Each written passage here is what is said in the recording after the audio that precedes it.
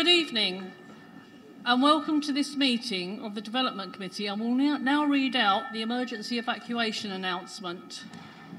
There are no planned fire drills, so if the alarm goes off, please leave the building in an orderly fashion through the nearest fire exit. Please use either the fire exit through the main doors of the hall or the fire exit in the storeroom adjacent to the stage. The fire assembly point is the island in front of the main entrance of the building. Please do not delay your evacuations to collect any belongings. Please do not return to the building unless given permission to do so by council staff. Please note that the meeting will be audio recorded. Please switch off mobiles or turn them to silent. Please note that toilet and hand washing facilities are in the foyer. Members of the public are Members of the public are reminded that this is an official council meeting and the item before us will be debated according to the usual council rules for council meetings to which the public are admitted. Members of the public are not permitted to speak at the meeting unless they have previously registered to speak with Democratic Services. In this way, everyone present will be able to hear the debate and councillors will be able to make an informed decision.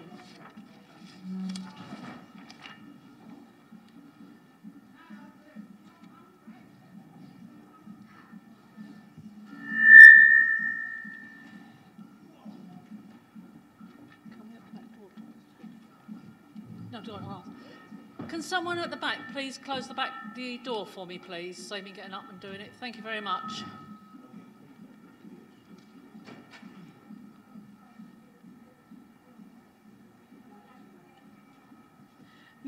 Is it 7 o'clock yet? It is 7:30. Right, members, this is now 7:30. The meeting will commence. Members, there is a need to use microphones during this meeting. When I invite you to speak, please wait until there is a microphone in front of you before speaking, as microphones are needed for the hearing loop and for the audio recording. Members, you'll notice there isn't stands, so you will need to hold it as if you were singing, but please don't go into karaoke. These are all switched on and ready for you to speak and will be unmuted by officers for you.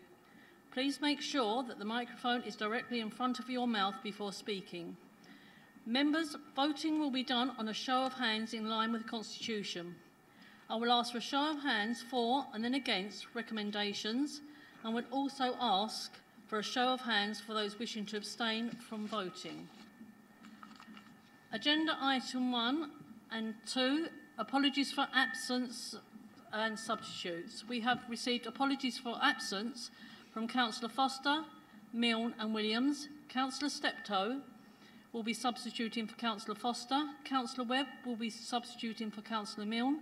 And Councillor Sperring will be substituting for Councillor Williams. Agenda 3, non-members attending. Have we got a list? We have Councillor Wootton, Councillor Lambourne, Councillor McPherson, Mrs Squires-Coleman, Mr Wilson, Councillor Hoy, Councillor Sharp, Councillor Wilson, Councillor Ward. Have I missed anyone, members? As a hand. Sorry. Councillor Cross. Anyone else from RDC? No, thank you. Members, minutes of the meeting held on the 14th of 2022. Is this agreed? Agreed. Thank you, members. Agenda 5, to receive declarations of interest. I have a declaration of interest on a non-pecuniary one for item 6, 7, 8. I am not allowed to sit on this committee. I will excuse myself and my Vice Chairman, Councillor FD, will take that part of the agenda.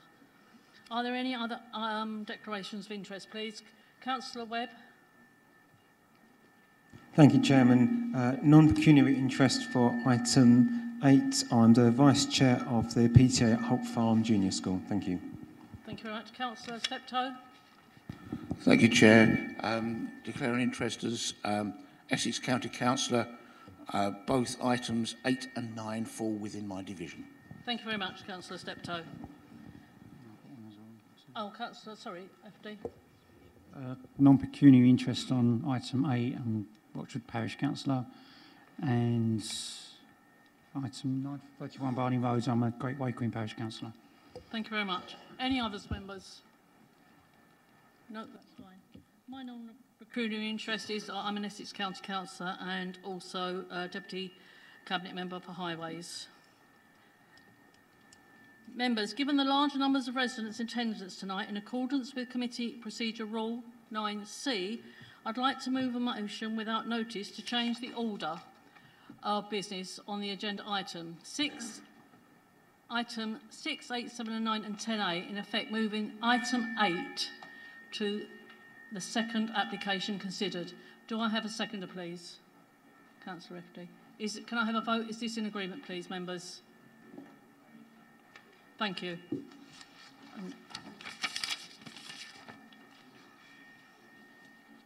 Do you need everyone to count their hands? Right, okay. Is there anyone against this motion? Anyone abstaining? No. That's unanimous. Thank you, members. Agenda item 6, 22/00006/4 Grove Road, Grovewood Primary School, Grove Road, Rayleigh. Arwell Evans will present the officer's report. Over to you, Arwell, please.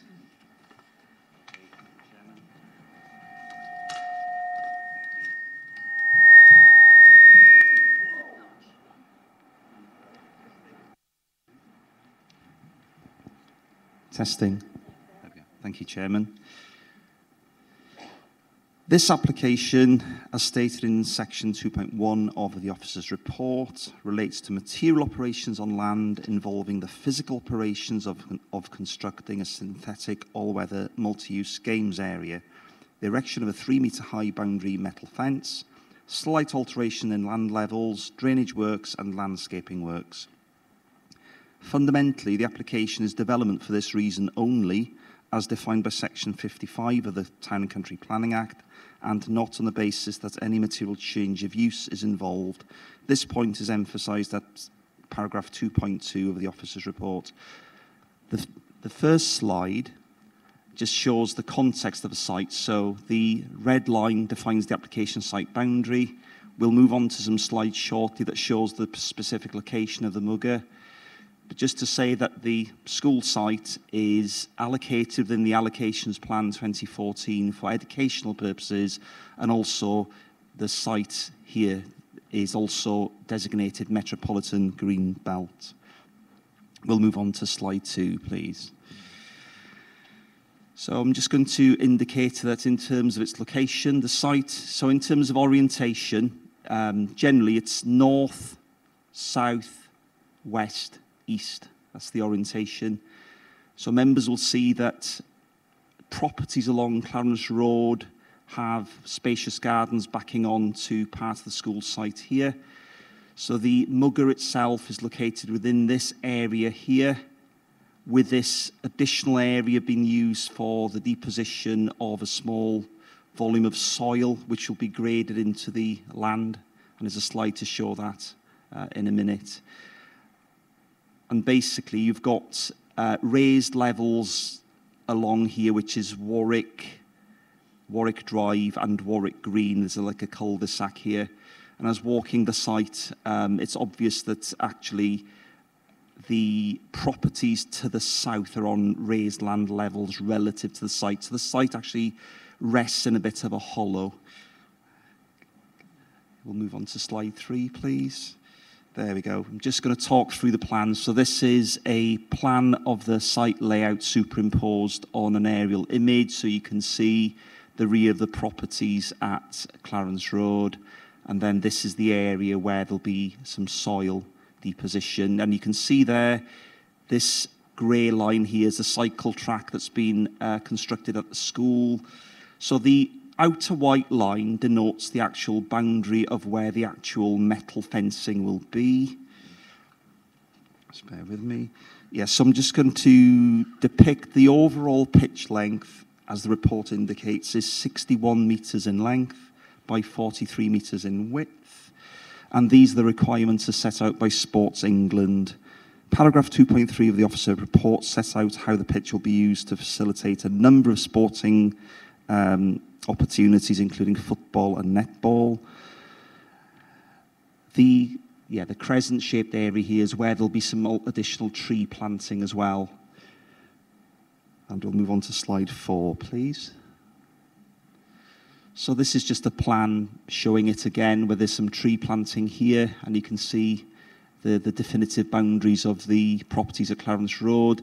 This is just like a notional red line showing sort of access from the school, but this isn't for public use, so that just shows that, you know, people will be travelling in through the school buildings or through the main car park to the Muga area.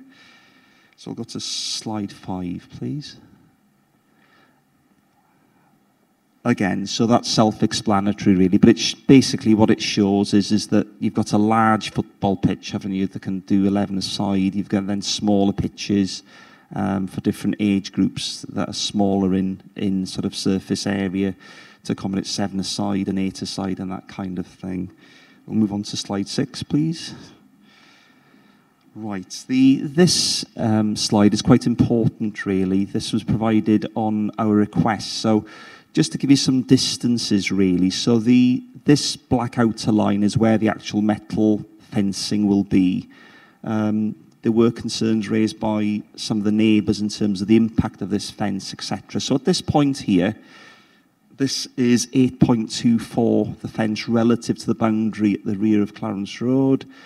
The boundary tapers, that is broadly 14.60 metres, and then further away that you get, it's 43 metres to the boundary there. So there's quite a significant area of land here that's been kept open. So the Muga is, you know, not within sort of 50 metres of the rear of the properties at Warwick Green, but it is closer to the rear of the properties at Clarence Road. We'll move on to slide 7, please.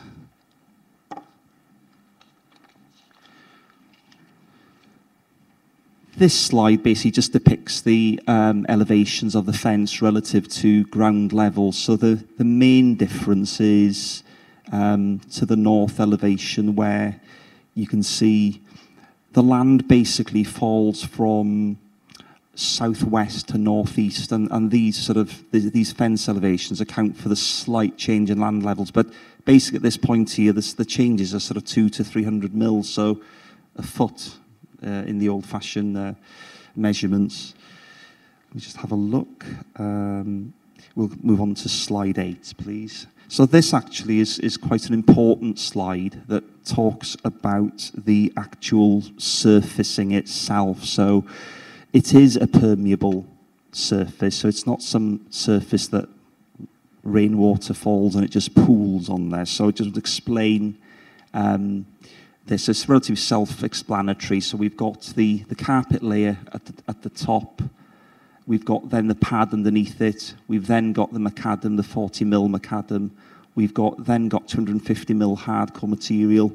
And at the base, you've got a network of perforated pipe. I think it's at about 300mm diameter perforated pipes in a herringbone pattern that drains the water from that site into another drain. And we'll go on to slide 9, please. Yeah, so this plan here, what we've got here is some spot heights, and basically what it shows is that in terms of land levels, the highest raising of the land level is in this area here. So that is relative to the existing ground level here and the existing ground level here, which is the same. There'd be a small, almost indiscernible incline. So you're talking about a difference of, between this point here and this point here, 430mm a foot and 13 centimetres really, and then it peters down again to this point here. And then the section drawing at slide 10 shows, and I'll just talk you through this. If we can get the box at the top in, please, the sections A and BB. So if we can bring that in. So this is section AA. So this is looking north to south, which is this one here. So we're looking through the site, and what it shows basically is the land level rises from here, and then it reaches a higher point here, the 430 mil difference. And then BB is this one here, the south of the path. So looking through that, BB would be this one. Again, so quite relatively, so the highest building up of the soil is in the middle part here, and actually on section CC is actually almost sort of quite indiscernible really. So, but those are the sections, just to show you that on site, what I would say is those raised levels, they're very minor on engineering operations really. So I'm just going to move on now to the summary of issues, just to close. The sites in the Metropolitan Green Belt. One of the questions that the officer's report raised was whether it was inappropriate development. This was discussed at 335 to 337 of the officer's report, and it was concluded there was no identified definitional harm on the question of inappropriateness. Neither is there any harm as discussed at paragraph 338 to 3.40 of the report in terms of visual and spatial harm. The use itself, clarification has been provided further on this matter at paragraph 3.41, 345, and paragraph 3.44 confirms that the limitation of the use as conditioned aligns with the current arrangements. Limiting hours of use is a separate consideration which is covered at paragraph 3.46. The officer's view that limiting hours of use of an application which itself is not a change of use would amount to the LPA exceeding the scope of its legal powers, i.e. in Latin ultra vires. There is no flood lighting. The application doesn't propose it. Use of all artificial lighting is prohibited due to the recognition that flood lighting would potentially have impacts which would need to be properly assessed. So there is a condition making it clear that this permission would not allow the use of temporary flood lighting based on a wheelbase or attached to the ground. The impact upon character is discussed at 3.9, of which there is no impact. The impact on residential amenities covered at paragraph 3.50, which discusses this matter. And I think the important thing is as there's no material change of use, there is no trigger to generate greater noise levels. And this is discussed at 3.51. The objection of neighbours on this aspect is discussed. Sports England's position at paragraph 3.62 to 3.67 refers to the benefits of the development supporting the conclusion of no objection as proposals meets exception 5, where there is a loss of part of a school playing field, but the benefits of the facility outweigh the loss of the grass and the fact that an area of grass and cycle path will still exist. The surface water drainage, the site plan, this is the last plan actually. This plan, basically what it shows is herringbone pattern pipework lying beneath that hardcore. It's then diverted into a capturing drainage, and there's a flow control valve here which controls the flow of the water before it's actually discharged into an attenuation tank. And then the water then is discharged to the River Orch at a point 250 metres to the north of the site. So we're just going to conclude now and come to a summary.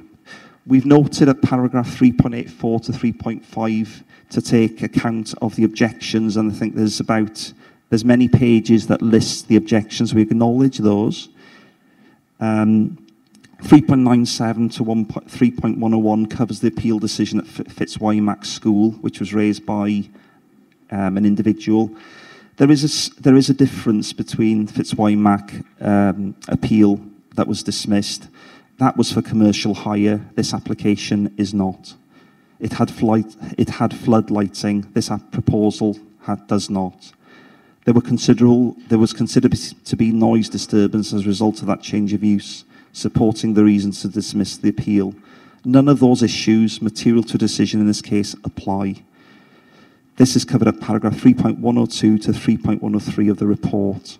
So it is my recommendation that this application constitutes sustainable development, and it's the recommendation that conditional consent be granted subject to the conditions cited at the head of the report, which include at condition 3, a condition clarifying the limitations of use, and that condition for a condition prohibiting the siting and use of any artificial lighting in the interest of a residential amenity. Thank you. We have 3 public speakers for this item. Councillor Jacobs, Raleigh Town Council. Can you come up on the corner, please, Councillor Jacobs? You have 5 minutes, and we will advise you, and it will be a bit distracting because we'll be saying you've got 1 minute left. Okay? Thank you. Yep. Thank you, Madam Chairman, and good evening, councillors. I speak on behalf of and as a representative of the Raleigh Town Council as the chairman for its planning committee. Regarding the planning application on the grounds of Grovewood Primary School, which would seek the appropriation of land in order to install an artificial grass sports pitch with an enclosing boundary fence and to form a bund through the removal of topsoil. Councillors, on the 4th of July, the Raleigh Town Council Planning Committee called back the planning application following an initial decision to defer due to concerns regarding the area potentially being hired out for commercial reasons. In our called-in scrutiny of the application, it became apparent to members that there was a real and serious lack of impact assessments being made for this application. Our concerns included the following. Sports England held a holding objection to this application due to their checklist not being completed by the applicant, a lack of an assessment into the viability of this application in accordance to align with the National Planning Policy Framework, the Essex Green Infrastructure Strategy, and your council's policies. Alongside this, surface water and flood assessments also appeared to be absent at the time. And may I also note that the application is made on land which is in a high-risk area for surface water flooding. No noise assessment was made at this time, noting Sport England's research alongside that of the World Health Organization's of 58 decibels of equivalent continuous sound pressure levels, alongside that of the WHO's of 50 decibels, for the upper noise limit external to residential properties. It seems apparent that there would also be no attempt to mitigate and reduce the noise impact on local residents also. Noting that Clarence Road is less than 10 metres away, it could be highly likely that this would be an adverse impact on residents. In the sake of time, I will also briefly highlight the lack of a biodiversity assessment, bat survey, tree impact, or an arboricultural report. Councillors, these were the main reasons as to our decision to reject the application, but may I note and also express that our initial decision was not to object, but rather to defer judgment until these assessments were completed. But as deferral was not an option in this instance, the Raleigh Town Council had to object. As far as I'm aware, the only assessment made since the sit-in on the 4th of July was that for sustainable drainage systems, with the technical report provided by the applicant stating that it is just within the legal limits for surface water flooding, but then state if it does flood, then water can pond in the field away from the school buildings. Now, I've witnessed firsthand that the Rochford District Council has had some issues in relaying information, certainly to the Planning Committee of the Raleigh Town Council, in which I am chair. But if any further information has come to light, I would be most grateful if either the clerk or I could be informed. Thank you. Thank you very much. There's a member of the public that is actually filming tonight. We have no objections to that, but they needed to put their hand up, and if they did, I'm sorry. But can I ask you to come and sit at the front, please? I have no problem with you filming, but you should have put your hand up. And if you did, I did miss you. I do apologise, but if you could sit at the front. Thank you very much. Thank you very much, Councillor Jacobs. The second item, person we've got is Mr. Richard Green, Head Teacher, Grovewood Primary School, in support of the application. Again, you will have 5 minutes, and you're used to interruptions, that I'll give you a minute. Okay, thank you. Thank you, Chairman. Good evening, councillors. Good evening. My name is Richard Green, and I'm very proud to be the head teacher of Grovewood Primary School. Grovewood is a very special school. Every member of staff is committed to ensuring that all of our pupils are given the very best start to their education, and underpinning everything we do lies our commitment to providing opportunities, sharing experiences, and making memories. We believe that a successful education is far more than a set of academic outcomes, and we pride ourselves on the wide range of curricular and extracurricular opportunities that we are able to offer. These include a wide range of sporting, artistic, musical, cultural clubs, as well as some more diverse and innovative clubs, including Birds of Prey, Scenes of Crime, and Green Power, whereby the children have the opportunity to build kit cars and race them at iconic racetracks such as Goodwood. Currently, we offer our pupils approximately 50 extracurricular clubs a week. Grovewood is the largest of the schools in Essex Local Authority. Currently, there are 630 children on roll, an increase of almost 200 children since 2010. We continue to be exceptionally proud of our school and our pupils, and our passion to provide all of them with the very best is undiminished. Since the school was rebuilt in 1990 and 1991, following the demolition of the original 1959 buildings, the governing body and leadership of the school have continually looked at ways to develop the site and facilities. The additions have included a forest school, a bicycle track, music lodge, wildlife area and bird hide, a purpose-built sports hall, dedicated art facilities, to name just a selection, as well as providing land for the development of an Essex Local Authority-funded children's centre to provide services for local families in the east of Rayleigh. We have a wonderful site with attractive, well-maintained buildings and facilities. One issue we do have, however, is that much of Rayleigh suffers, and that's that there is heavy London clay which inhibits drainage, and as a result, for the winter months, we are limited in what we're able to do using our field. We have to carefully manage its use to ensure that we do not churn it up. Excuse me, Mr. Green, I will stop you. Members of the public, please do not call out, or I'll have to ask you to leave the room. Thank you. Sorry, Mr. Green. No problem. We have to carefully manage its use to ensure that we do not churn it up, rendering it unusable. Often training is relegated to peripheral areas of the field or using unsuitable hard surfaces, and many practices and games are forced to be cancelled, and we are left compromising on what we feel we would like to do or we could achieve. In 2021, we were fortunate to receive a government funding grant to replace the boilers and heating system throughout our school as a result of a successful bid. This in turn allowed us the chance to realise the opportunity to apply for planning permission to install a multi-use games area, something we'd had in our asset management plan for a number of years as an aspirational project.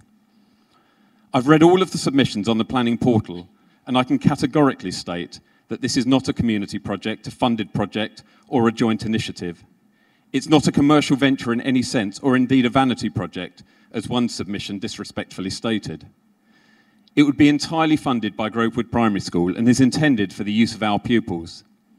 This is a resource that we believe will enhance the provision for the pupils of our school, allowing us more dedicated teaching space for sport all year round. There has been a lot of speculation about a number of issues, including volume of traffic, weekend noise, the installation of floodlights, extending use beyond that which I've already spoken. But all of this is merely conjecture. I have stressed all of this in correspondence with local neighbours when clarifying the content of the updated planning submission, and I have welcomed the opportunity to speak either face-to-face or on the phone with those neighbours who have contacted me to discuss the plans, as well as responding to all questions raised via email. From the initial conception of the idea and submission of our application to install the artificial pitch, we have always viewed it as a like-for-like, all-weather alternative that would enable the pupils at Grovewood School to make the very best use of the outdoor space available to them and extend the range and opportunities of sports that both boys and girls can access through the year, something that has been widely promoted and encouraged by policymakers and sports campaigners alike. Our submission proposes no material change of use or intensification of use which would add to the issue of user noise that would affect local residents, and there has never been any intention of installing artificial lighting to be used in conjunction with activities on the Muga. As such, we were therefore more than happy to agree to restrictions and conditions being placed within the planning permission, as this was only ever our intention. Having carefully considered submissions on the council website, we have discussed with council members that we have already begun and intend to continue to plant significant numbers of additional screening hedges and trees around our field for shade and aesthetic purposes. These in turn will aid in privacy, drainage and noise reduction, as well as positively offsetting any environmental impact caused by the replacement of the grass should our application be successful. I'd like to thank you for the opportunity provided to me tonight to share the background, rationale and scope of the proposed application, which we believe would significantly enhance the sporting opportunities for the pupils of Grovewood Primary. 5 minutes, and we did give you extra time because I interrupted you. Thank you, Mr. Green. The next speaker we have is Ms. Balding. who is speaking on this item. Ms Balding, she's objecting to this. Thank you again, Ms Balding. You have 5 minutes and I will interrupt you at 4. Sorry, thank you. Good evening. I'm Dawn Balding. I'm a resident and I'm representing 170 residents who have signed a petition. We are the parents, the grandparents and supporters of this school, and we strongly object to this application. Thank you, Councillor Jordan and Raleigh Town Council, for seeking due diligence and for offering support to seek a grant for appropriate drainage so the school can maintain a natural grass field for all of its activities. Surprisingly, this was refused by the applicant. The applicant still wants to spend over £185,000 on plastic grass. These are challenging times. We believe this is a want and not a need. Plastic grass is headline news. We thank the government for its recent moves to ban plastic grass in planning applications and the ban of single-use plastics from October. We quote the Environment Secretary, "We all know the absolute devastating impacts that plastic can have on our environment and wildlife. We will continue our vital work to protect the environment for future generations." The Chelsea Flower Show has banned plastic grass. Professional footballers refuse to play on it, and the FA has banned it in the Premier League to prevent long-term serious injuries. This is Greenbelt site. Roche's own Greenbelt study in 2020 specifically states this playing field as contributing to Purpose 1, keeping a natural grass boundary. This will cover nearly half of the playing field with plastic grass and a 3-metre high cage. This is covering 2,600 square metres. That's more than 2 Olympic-sized swimming pools with plastic. Grass helps produce the oxygen we breathe. This is covering over the lungs of our community. Rochford's sustainability strategy is to reduce the carbon footprint. Plastic grass increases this. Improve air quality, particularly for our schools. Promote the benefits of the natural environment to schools and make behavioural changes, encouraging schools to become eco-schools. Quoting Councillor Wootton, "Climate change affects us all, but we also have the power to do something about it." The applicant is using a low-grade plastic grass. This causes microplastic pollution and injuries.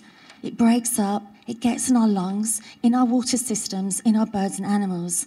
Plastic grass needs chemical cleaning. We are deeply concerned what impact this is going to have. The reason for this application is, and I quote, "The existing grass area proposed for the new mugger does get muddy in the winter." The applicant's own technical report says that any excess water will pond on the field. The school and residents are high-risk areas for surface water flooding. We have serious concerns this will create problems for the school and our local properties. I'm sure that everyone is aware of the increased noise and disturbance the fencing surrounding a plastic pitch makes. The National Planning Policy Framework says planning decisions should aim to avoid noise adversely impacting on health and the quality of life. Sport England says it is important that disturbance to neighbours should be carefully considered, and the most significant noise being voice and hockey impact noises, the balls hitting on the backboards and on the cages. This case officer's report says the amenity of residential properties needs to be protected, and they are in close proximity. Bringing all of these activities together in one area will intensify the noise for residents. Regarding the Fitzwymark application, noise was one of the main reasons for refusal. I quote the Planning Committee, "The proposal would generate unacceptable noise pollution detrimental to the amenity of nearby residential occupiers." The Government Inspectorate agreed. The Fitzwymark application was 60 metres away. Grove is 8. We understand the planning process is not political. However, you have 1 minute to go, thank you. Ward councillors have unfairly divided a community for no reason. In summary, a fair determination can only be used and based on information provided from experts, which you don't have. Raleigh Town Council objected for lack of information. Sports England objected twice through lack of information. You don't have a complete flood report. You do not have an acoustics report. You don't have an arboricultural report. You don't have a biodiversity report. This will impact residents' lives and our environment. We love where we live. This is a greenbelt site. Please do not cover it in plastic. Please do not make a decision without your due diligence. Please refuse this application. Thank you, Chair. Thank you very much, Ms. Balding. Thank you.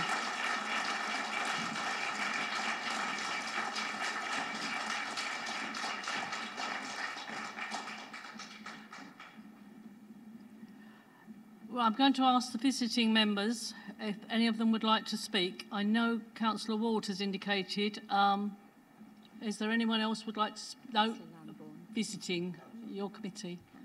Councillor Lambourne. Right. Hoy. Sorry, yes, Councillor Hoy. And Councillor Wilson. Wilson? Mrs. Wilson? Yeah. Okay.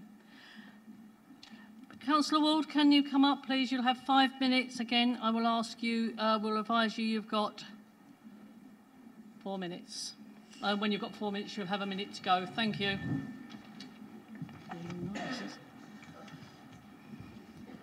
Thank you, Chairman and members. This has been a very difficult application, inasmuch as it has caused a divide with the residents of Lodge Ward in which this application sits. As one of the ward councillors, I've always needed to be cognizant of all the sides in this dispute, or in any dispute, as I was originally asked to make representations to the school regarding the immediate impact this MUGA would have on the surrounding residents.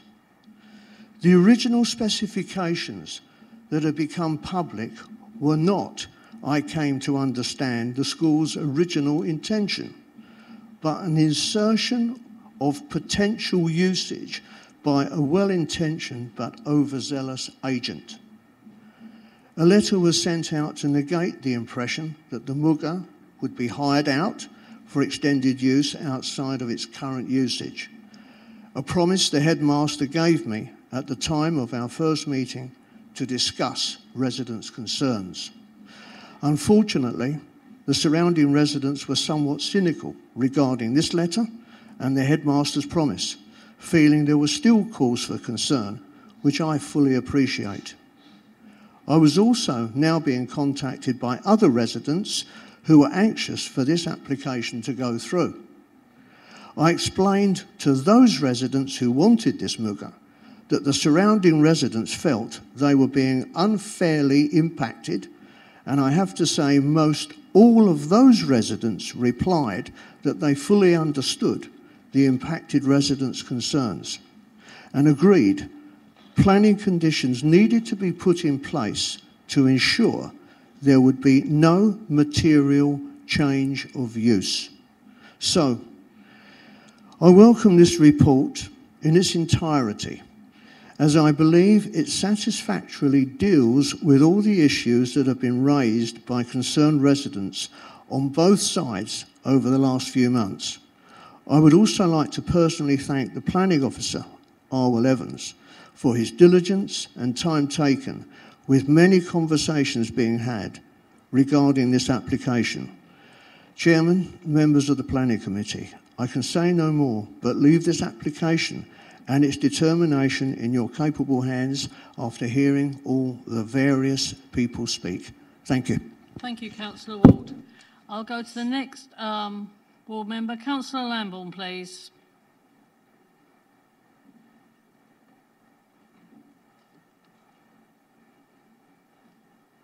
Again, Councillor Lambourne, you'll have 5 minutes and I'll tell you when you've used 4 minutes. Thank you.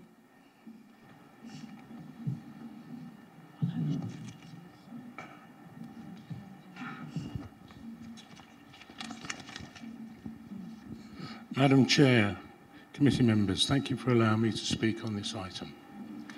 As a ward councillor for Lodge Ward on the council and a town councillor on the RTC's planning committee, I have been following this application closely. I don't intend spending too much of your time, as a lot of the detail has already been mentioned, but I would like to point out there are significant open questions that have been left within this application.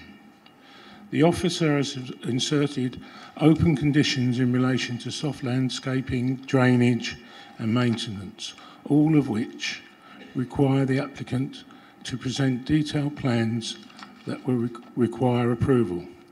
Drainage is the one item that I believe cannot be left as a condition, requiring future approval. This should be defined now and agreed by the committee as part of your deliberations this evening, which obviously it can't. The open drainage issues are not only affect the field area itself, but the surrounding properties whose gardens have in the past been flooded in the case of exceptional rain events. Later in the report, the officer describes in detail the layout of the field and the current drainage, but the consultee ECC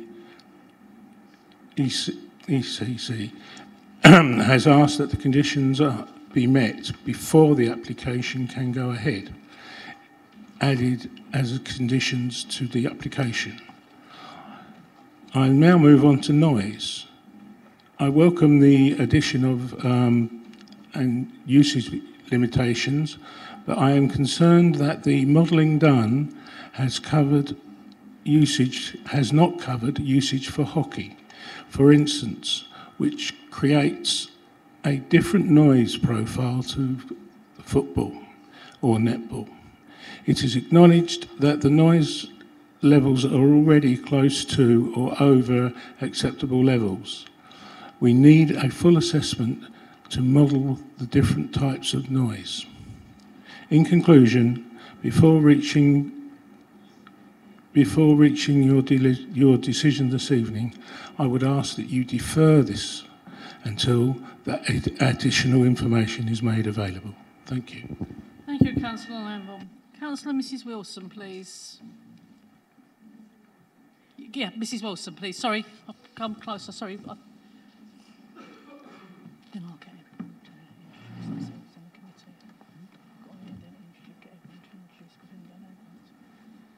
Again, you'll have 5 minutes and I'll let you know what it's for. Thank you. Thank you, Madam Chair, and thank you, committee members. I object to this planning application on the following grounds. Essex County Council SUDS, the Sustainable Drainage Systems report of the 30th of December 2022, states that they do not object to this application, provided certain conditions are put in place. If this application does gain approval, I ask that these conditions are indeed put in place to ensure that measures are taken to avoid future flooding, particularly as discussed here today. I have concerns that this change to surface conditions will enhance the risk of flooding due to the draining issue on this site, as care needs to be taken that water during heavy rain does not soak into neighbouring properties.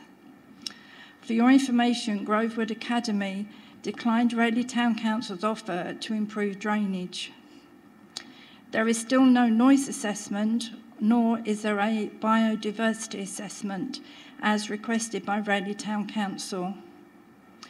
Now, with regard to the nature conservation, there is much evidence against the use of AstroTurf. Evidence specifically from the UK, I have taken studies from Plymouth University which have shown that natural grass is, as we know, home for beetles, worms, insects, etc., attracting birds that feed on these insects.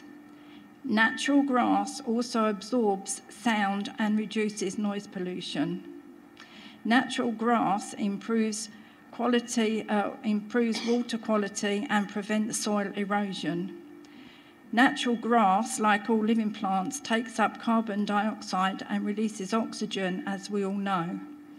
So, why take this away and replace with plastic? As a council, we are not given a good example by supporting the green agenda by replacing our natural green with plastic green. Plymouth University also states that artificial grass can make its way into the soil in the form of microplastic pollution. We all know we need to reduce our plastic use, not increase it by damaging our environment further. Artificial grass does not provide any food for living creatures. Artificial grass reaches significantly greater temperatures than those reached by natural grass. Artificial grass can overheat in hot weather, making it unusable for use. Evidence shows that environmental issues from choosing to put down artificial grass far outweighs any benefits. So I ask, why are we covering our greenbelt with plastic? We are destroying natural land to enable sports to be played in winter. Surely effective drainage is the solution, not covering good land in plastic. Whilst this is going to be is proposed to be a multi-sports piece of land, there is no significant shortfall of football pitches in the Rayleigh area. There are other sporting pitches available as well. I'd just like to note that there are other sports that can be played in the winter muddy months if necessary. Sports England refused twice to approve due to minimal information being provided as to why the perfectly acceptable natural turf pitches needed to be removed in order for children to play more sports. I ask that you decline this application on environmental grounds and that of further destruction to our natural land.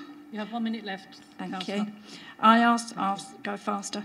No, go on. I asked that the drainage issues are sorted to resolve the sporting issue and allow natural grass to be played upon.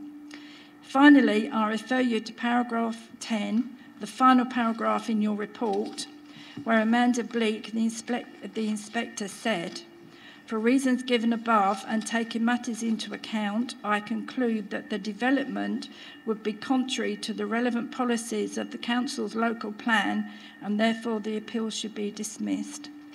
Thank you for your time. Thank you very much. Thank you very much. Councillor Hoy, please. Again, Councillor Hoy, you've got 5 minutes. You know it.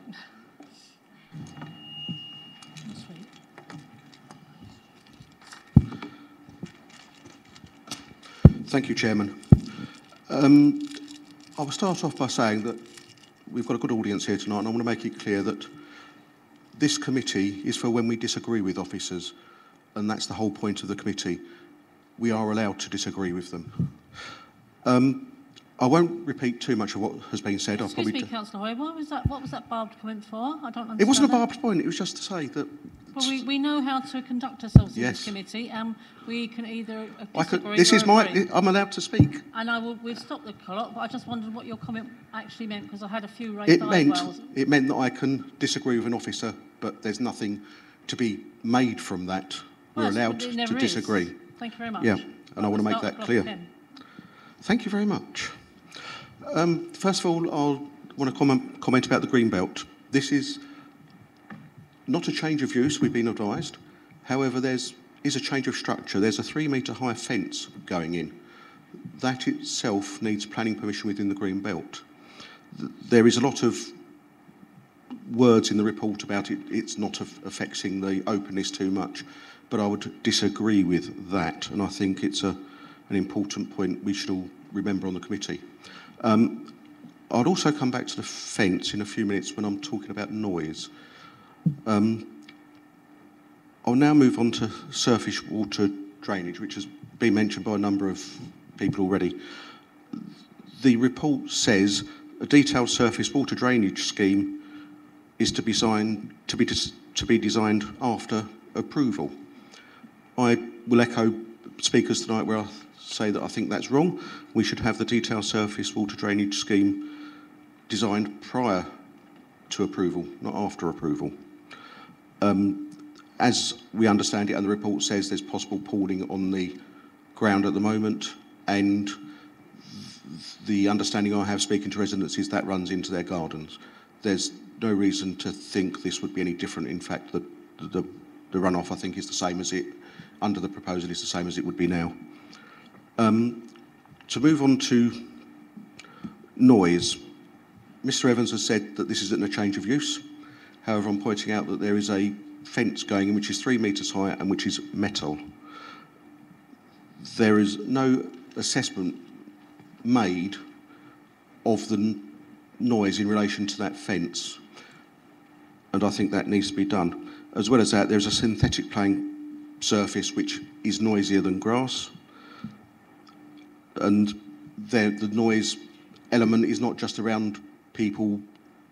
The Fitzroy one, which people have spoken about, was about people, it was much later. But however, there is certainly a change in working practices with people working from home now, which noise would affect, whereas perhaps in the past it wouldn't have done.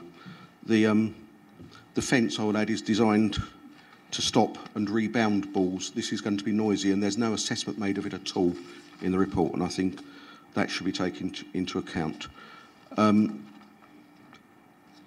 would just go back very briefly to the green belt. I'll just say that Mr Evans, in his statement, said that the area to the left on our screen will be kept open. That suggests to me that the area we're talking about isn't being kept open, and therefore we're not retaining the openness of the green belt that we should do. That is all I'm saying. I think the committee should move for deferral for updates on those 3 points. Thank you. Thank you very much, Councillor Hoy.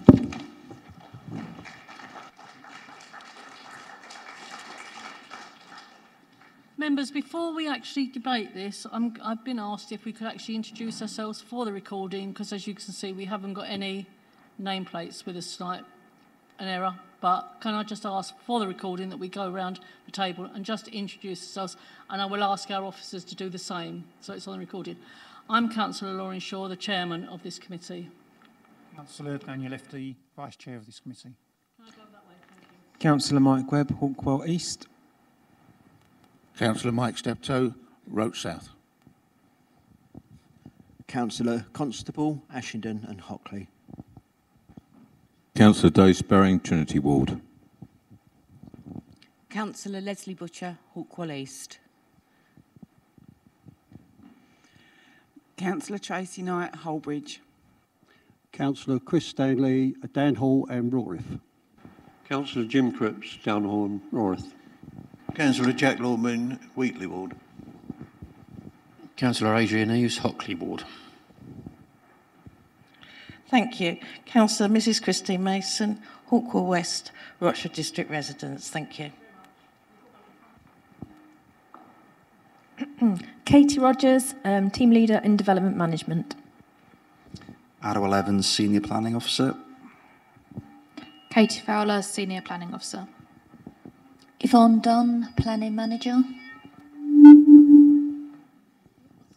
Phil Drain, Director of Place.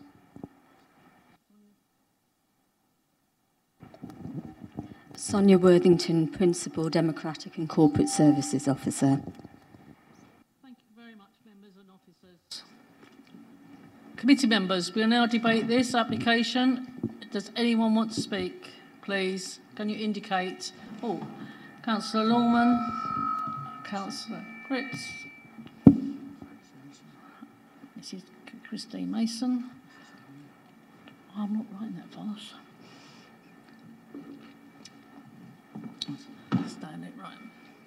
Councillor Longman, you have 5 minutes, please.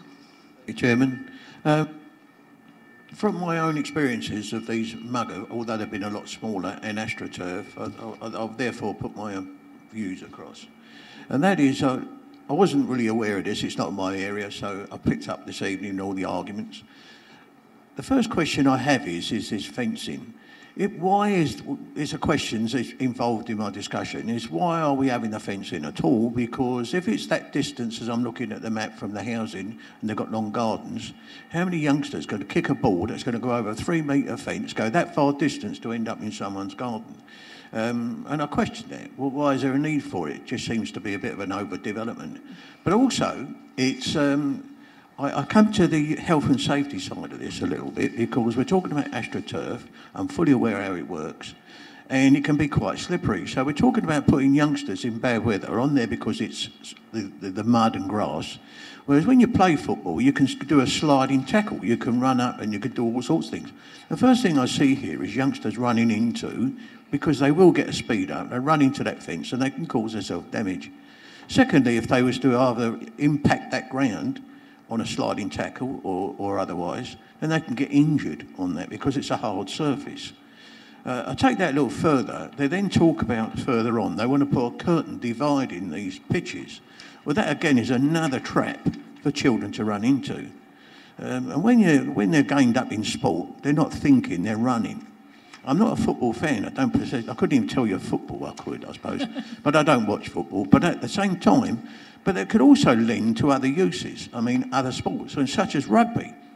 What happens if they want to run a rugby team and they put, well, we've got a bit of AstroTurf out there. Someone's going to get a nasty injury. So I'm concerned about the health and safety. So I asked the question, what's the difference between that and grass? Well, the difference is if you fall over in a muddy field, it's all right.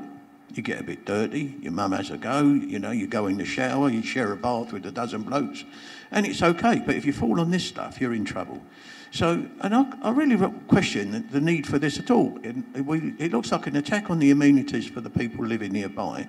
They're going to be looking over a 2-metre fence to a 3-metre fence. It'll impact on their vision. You've then also got this big green thing. But, and then of course there's the health and safety issues, and I just think it's an overdevelopment. It's a huge, great thing. I can't see the need for the fencing at all because of the size of the 2 pitches.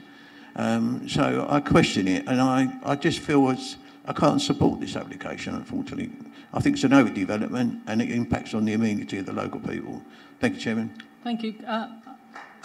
Well, would you like to come back regarding why the fence is going to be installed, please? So that was the question. Why do we need a fence? Yeah.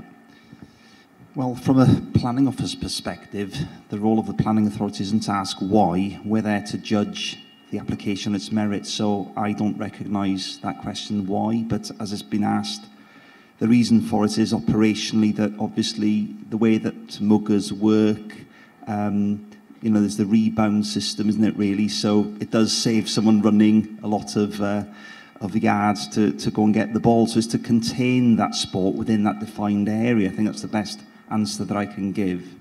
Okay, thank you. Councillor Cripps, please. You're not on, Councillor. Hello? Yep, you are now. Thank you, Madam Chairman, members. I'm not going to duplicate what's already been said, or try not to anyway. It's a very wide-ranging report. Most aspects have been covered. The one I want to speak about is the absence of statutory drainage assessments signed off by the appropriate authorities. Point 8 in the recommendations and point 9 in the recommendations asks for 2 drainage assessments to be signed off by the lead local flood authority.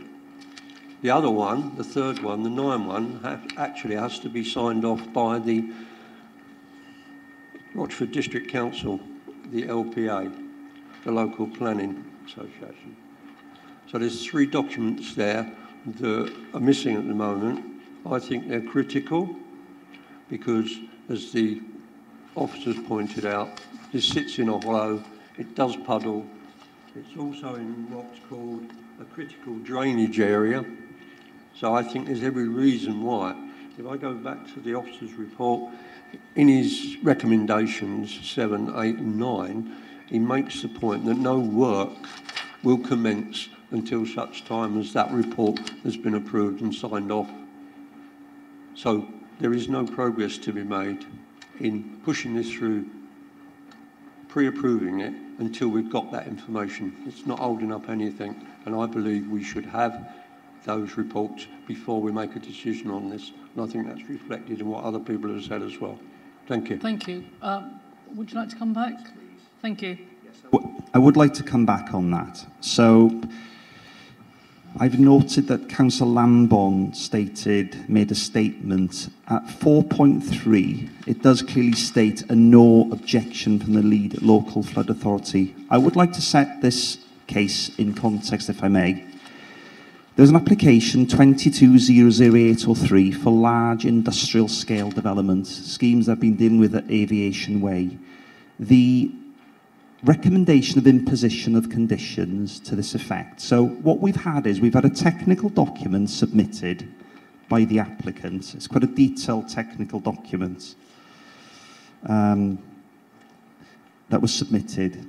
So what I'm trying to say is that it's not unusual. So it's standard practice to condition in line with planning practice a number of these conditions. So basically, what the no objection letter received from the Lead Local Flood Authority actually indicates is that following reading of the technical document and following the submission of that plan that you have in front of you there, that there is no objection to the principle, because basically what we do have to consider as planners and as decision makers is there's one very simple question we have to ask ourselves, isn't there? Does this development make matters any worse? What I would say is, from visiting the site and knowing and reading the documents I've read, there are documents that have been submitted regarding flooding. So, and what I'd say is this site is a victim of its own position. It's not the perpetrator of flooding, it's a victim of flooding coming from land above at Warwick Green. And the land actually, as I said in my report, runs from south west to northeast, which means that water runs away from the direction of the cycle track and the rear aspects of the gardens at Clarence Road. So the only property that would be affected by flooding of water pooling would be the school itself. And also, what I would say is that this drainage system for this actual all-weather pitch would actually alleviate an existing problem. But just coming back to the question I posed in the beginning is, does this development make matters any worse on site or within the vicinity? The answer is no, it doesn't. So just to confirm that the three conditions, they are discharge of condition applications, which is a fairly standard methodology of dealing with this, which means they are happy with the information such that we can come to the conclusion that there'll be no harm. However, the greater detail is required just for sign-off.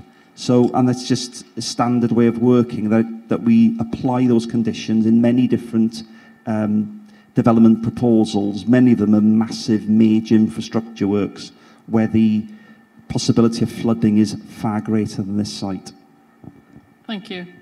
Councillor Mrs Christine Mason, please. Yes, it is. Yeah. Right, good. Firstly, I'd like to say we've heard from various speakers, and there's obviously a very difficult balance here. We've heard the passion of the headmaster wanting to provide what he sees as an appropriate sporting facility for his pupils, and we've heard of the concerns of the people around. We have a problem because we have to balance up those two opposing views and come with hopefully a sensible decision. Firstly, I'm going to turn to the conditions which I have that are proposed should this proposal be approved, and I'm concerned at some omissions. Conditions 3, limitation of use. There's no times, there's no days. They're in the report, they're not in the condition. I'm sure the officers can redress that should this committee decide to approve. And I'm afraid I'm going to comment again on the flooding. The flooding in 7, 8 and 9, I appreciate, and I've heard the officers' comments, and I've got no problem with that. I do have a problem when it says in each one to be approved by the local planning authority. This authority does not have a flooding expert. We have asked in the past, and we are told that we are wholly reliant on Essex County Council.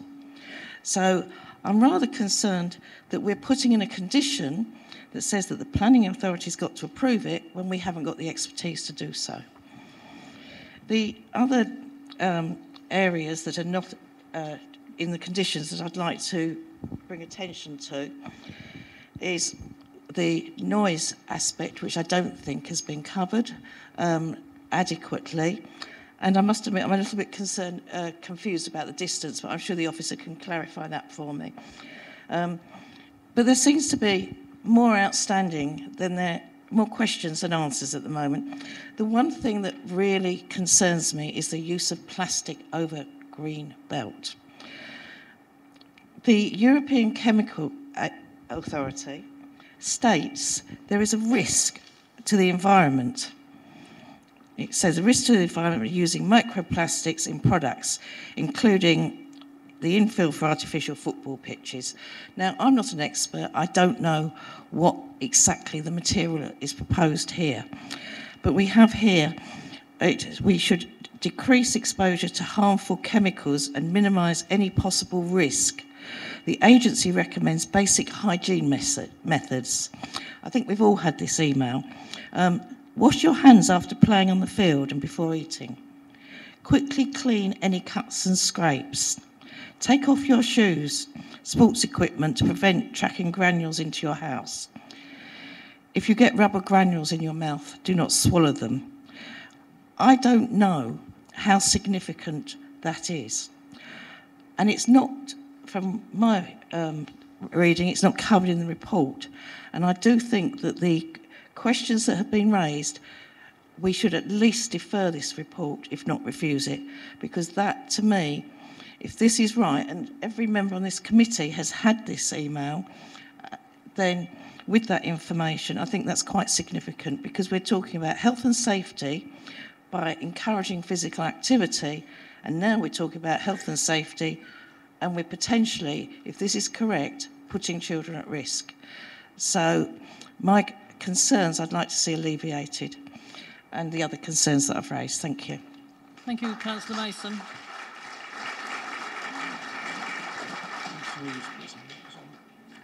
Councillor, I'm sorry. Howell, would you like to respond, please? Yeah. Sorry. There is, on the issue of flooding, so Councillor Mrs Mason has raised a good point. So in terms of discharge of these conditions, what is important to emphasise, we recognise that we're not expert in flood and drainage. So basically, on those three conditions, which is the conditions 7, 8 and 9, what we do is when we get an application submitting further details as discharge of conditions application, so it's not a planning application, but in the same manner that we sought the advice of the lead local flood authority in connection with this application, we wouldn't detach ourselves from the same process. So we would, on that application, so an application I assume would come in for the discharge of those three conditions together. It would make sense that way. We as a council would formally consult the LLFA, the lead local flood authority, and say, this is the information that now has been submitted subsequent to the conditions that were placed upon your earlier recommendation, and it's formal procedure that we would not discharge those conditions until we have written approval and confirmation from the lead local flood authority that it has considered that information as part of the discharge of condition application. And it's not unusual for us as planners to say at present we can't discharge it because the lead local flood authority has further information or further clarification. So it is actually quite a rigorous process of actually, just because we've included these conditions, it does mean that we do follow through and strike through on these requirements. So we would be relying and using as part of a formal process the LLFA to advise us as to whether those conditions could be discharged. Thank you very much. I've now got Councillor Stanley. Thank you. Have you got a microphone? Yeah. It's not on. It's on? Hello? Yep. Thank you, Chairman. There are several factors here. One, I've got to remind the officer of 4.3 on 6.26, Anglian Water, no objection. It says, having reviewed the documents which accompanied the planning application, we would recommend the issuing of a holding objection on the basis of the following. The information does not allow us to assess the flood risk development. So let us get that quite clear. It's a holding objection and not no objection. Thank you. Also, I'd like to point out that plastics in any carpet causes burns when you fall over. And to prove that, you could ask my son, because he fell down the stairs on a plastic carpet and he got burns on his arms when he fell. So this is a bad case that's going forward with the children, because they're always falling over. Councillor Stanley, However, can I just stop you for a minute? I've just had it pointed out, what you read out, that there was a holding objection. The next little paragraph says, issued a no objection letter on the 30th of December, recommending 3 conditions be attached to the planning permission if minded, granting planning permission. So there was a little bit add-on that you missed, okay? thank you for pointing that Yeah, out. I've just had that pointed out, so Thank you. But it does say No, if a holding but if you carry objection. on reading to the next Yes, little 2 yes, I know, lines, but it does say the, that. the okay. words that were printed says a holding objection. That's all I wanted to put forward. Having said this about the turf, from what I understand is that water has to be applied to the turf when playing on it. As you would have noticed in the European Games and hockey and what have you, it's usually full of water. And that's how it works. When you fall over, you don't actually fall on the grass because it's dry. You fall on water. I think you'll find that most football pitches are full of water as well. You could tell that by the pace of the ball when it from one end of the field to the other. So if you look at the football, there is water on the pitches, and that is recirculated from a pump back onto the field through the membrane and back into the pump and the reservoir. So there is no water allowed or has been put in the application to water the plastic field. Also, I'm a bit concerned about the attenuation. Now, if the attenuation tank is holding water or dispersing water from the original buildings, will there be enough attenuation to hold the water that will be on this playing field and that's coming off of the French drains? I don't believe so. And I do believe that it needs to be clarified a little bit further in the way of holding water in attenuation tanks. Plus the fact that there is a 40 millimetre layer of macadam. And from what I understand, macadam is on the roads and they don't hold water. That's the reason why we got drains. So how is the water going to get through the tar macadam that has been laid of 40 millimetres of it to get to the substrate of the pitch to use the French drains? Perhaps the officers could let me know how that works, please. Thank you.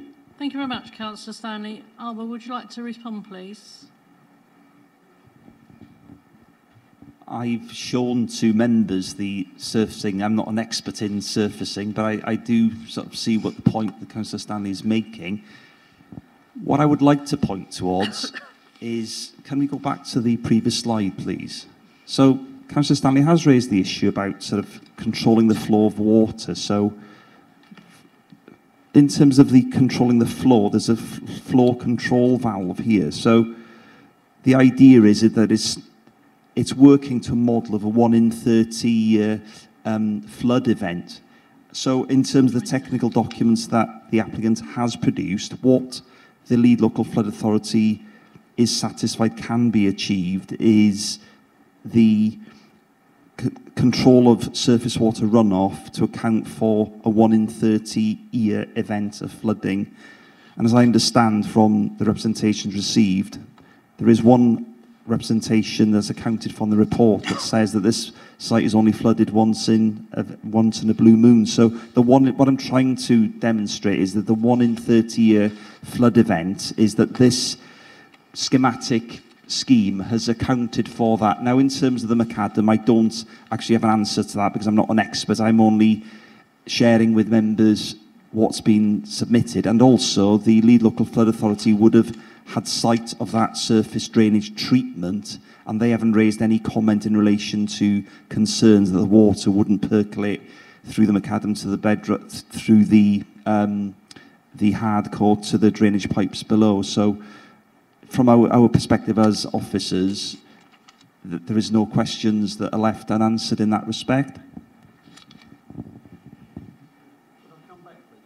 Yes, of course you can. Thank you, Chairman, for giving me a second bite. I think that we need to find out if that substrate that we're talking about in the tar macadam is the right thing to use from that perspective of finding out a lot more about AstroTurf, where you would actually have water on AstroTurf to keep it supple and not to get burns from it.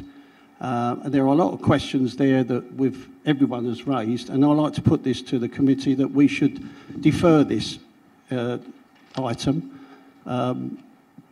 with reference to the questions that have been asked. Thank you. Have you a seconder? Councillor Cripps. Right, members, we've got a motion on the table for deferment. Can I have a show of hands to agree to... No. Right, what are your actual reasons for deferment, please, Councillor Stanley? We need to have them exactly. Okay. One is the drainage system, as it stands at the moment.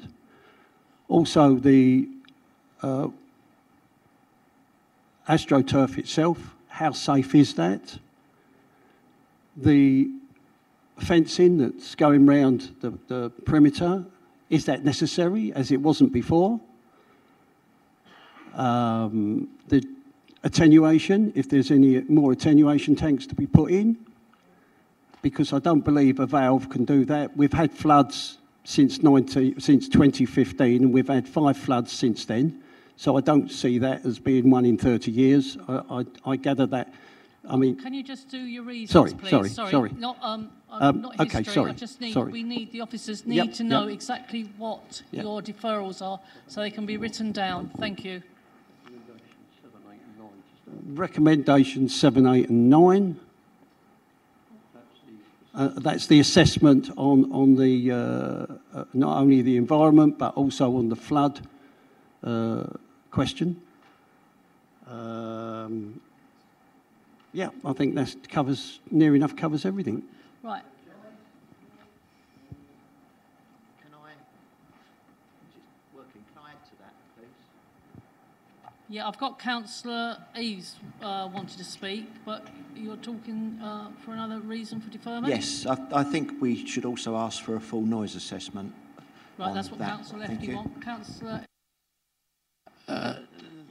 This is exactly what I was going to actually propose, but also I'd like to see some of the things that have been asked for by some of the contributors tonight.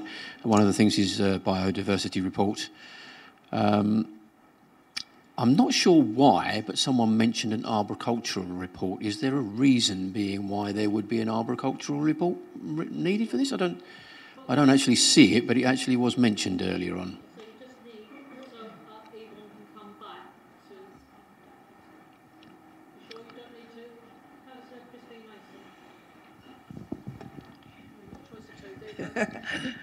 Yes, they obviously want to hear me. To reasons for deferment, I would like the clarification of the times and days in the conditions, which isn't there, and it's slightly confusing in the report. So just some clarification so that the school and we are well aware what the hours of use. And also the headmaster mentioned that they were providing a planting scheme to alleviate the noise and to soften, I assume it would do anyway, and to soften the boundary. Perhaps that could be looked at in the conditions as well, a planting scheme. Thank you. I'm going to make a point on the noise report. Can we make sure it covers the fence as well, especially, because that's something that's going to be new, and that might make a difference. Thank you. Officers, are you clear of what the reasons for deferment are, please? The landscaping is covered at condition 6. There was a plan that I showed you earlier where it showed some tree planting in that crescent area, if we go back a few slides. So the actual, in terms of details of the landscaping, it's included at condition 6. I'm not sure whether Councillor Mrs Mason was saying that was absent and she needed further clarification, but it's covered at condition 6. So that can be removed. Could I just say one thing about the assessments? And this is very important, I feel. It was covered, the assessments was covered in a part of my report. So, in terms of arboricultural report, so obviously, if a development is to affect the root protection area of trees, you're looking at the types of trees, the proximity of trees to the area of excavation. Now, I showed you a plan, for example, where there were trees in this area here. So this mugger area is nowhere near any tree. So what I would say is that in terms of an arboricultural assessment, what exactly would we be assessing? The trees are nowhere near the application site and you're scraping off 200-300 mil of topsoil at a location 43 metres away from trees. And ecology required, it's a mown lawn. So in terms of if it was long grass, we would have advised of a preliminary ecological assessment. But really, in terms of ecology, you have got to ask yourself in terms of the triggering mechanisms to require assessments. It's the same for an FRA. The site isn't 1 hectare in size. It's not a major development. It doesn't trigger the necessary, it doesn't trigger those requirements. But in terms of the acoustic, you know, I'm not commenting on that because that is a point that's raised by members. But the arboricultural is I think we've got to consider is there an actual valid reason to require it to be the case? And I did clarify this. I was just a mention that Councillor Eaves asked, he thought it was mentioned and he didn't know why, and you've explained that. That's fine. I've just got to say to Ms Balding, I'm sorry you can't speak at this point. I'm sorry you've had the 5 minutes just for the committee. I do apologise on that behalf. Members, we've had reasons for deferral. Can I have a vote on this motion for deferral, please? Can I have a raise of hands and keep them raised until Sonia lets me know? Thank you.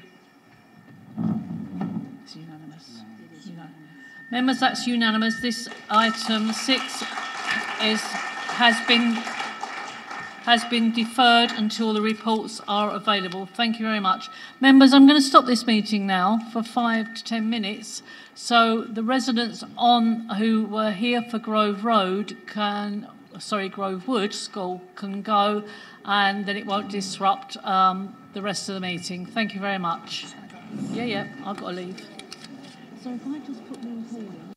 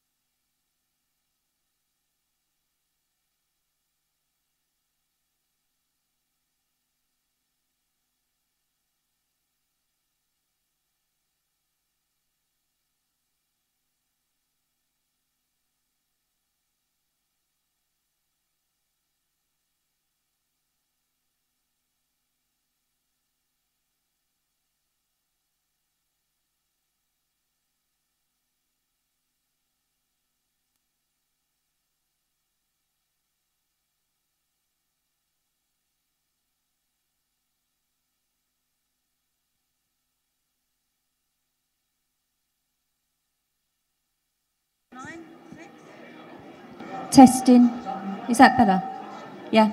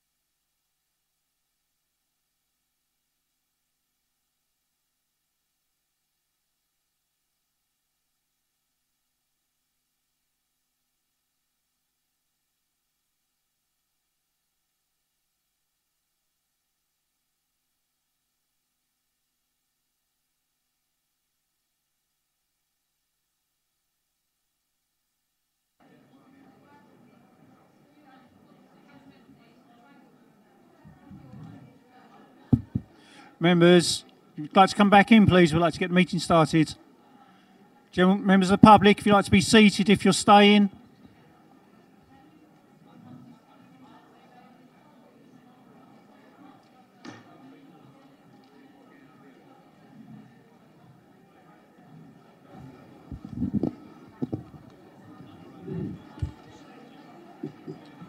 Members of the public, if you'd like to be seated, if you're staying, and members, can you please come back to the committee table so we can get started? We're running quite late.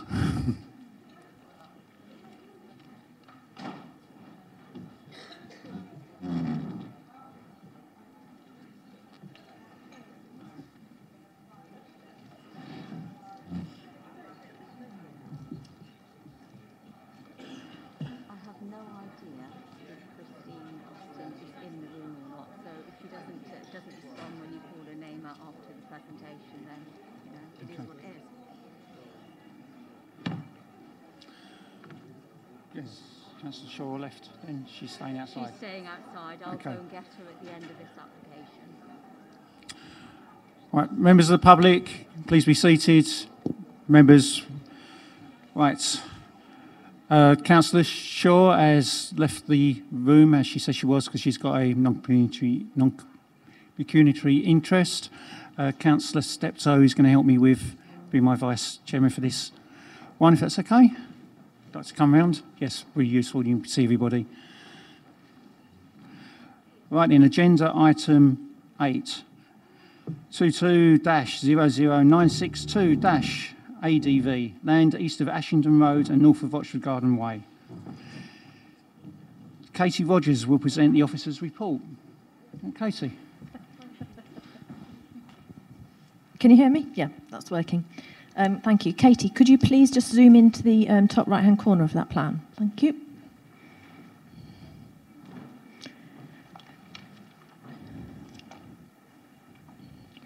So members, this is an application for an advertisement. It's a freestanding V-board type advert. So you can see it's pole mounted. So the poles are to a maximum height of approximately 4.25 metres, with a signage board here to a height of about 3 metres. The depth across this side here is about 1.5 metres. And you can see on this image here, it would be two-sided in like a V-shape formation. If you can just then pan across, please, to the and down to the bottom. Thank you. So the advert would be positioned in front of what was number 150 Ashington Road. And you can see that the advert would be set back from the footway along Ashington Road and also set back from the footway that will be implemented to the new access that will go into the site off Ashington Road. Advert applications must be determined in relation to two matters, and it's set out in the report that these are the impact on amenity and on public safety. And the officer's report goes into some detail in relation to these two aspects, but in terms of both of these, the application tonight is considered acceptable. The application would not be illuminated, and it would not obstruct visibility displays. So officers have gone back, and you can see in the report, gone back to the County Highways Authority, and we're satisfied that in this position here, it would not obstruct forward visibility or indeed visibility coming out of this approved junction once formed.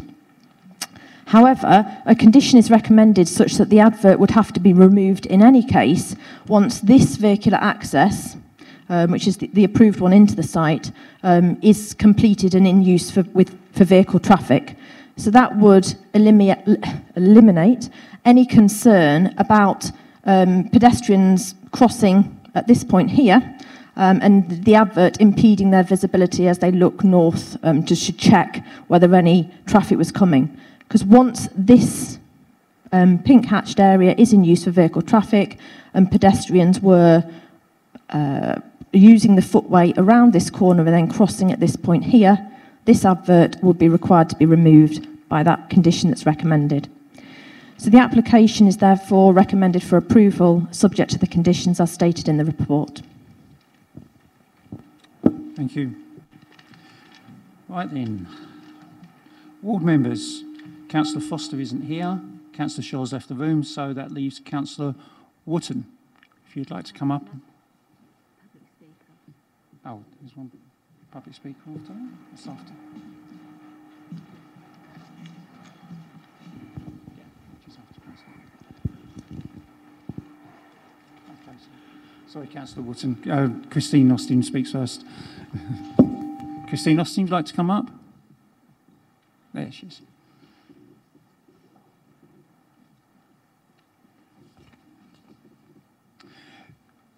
Got 5 minutes, and I'll interrupt you for let you know you've got a minute left to speak.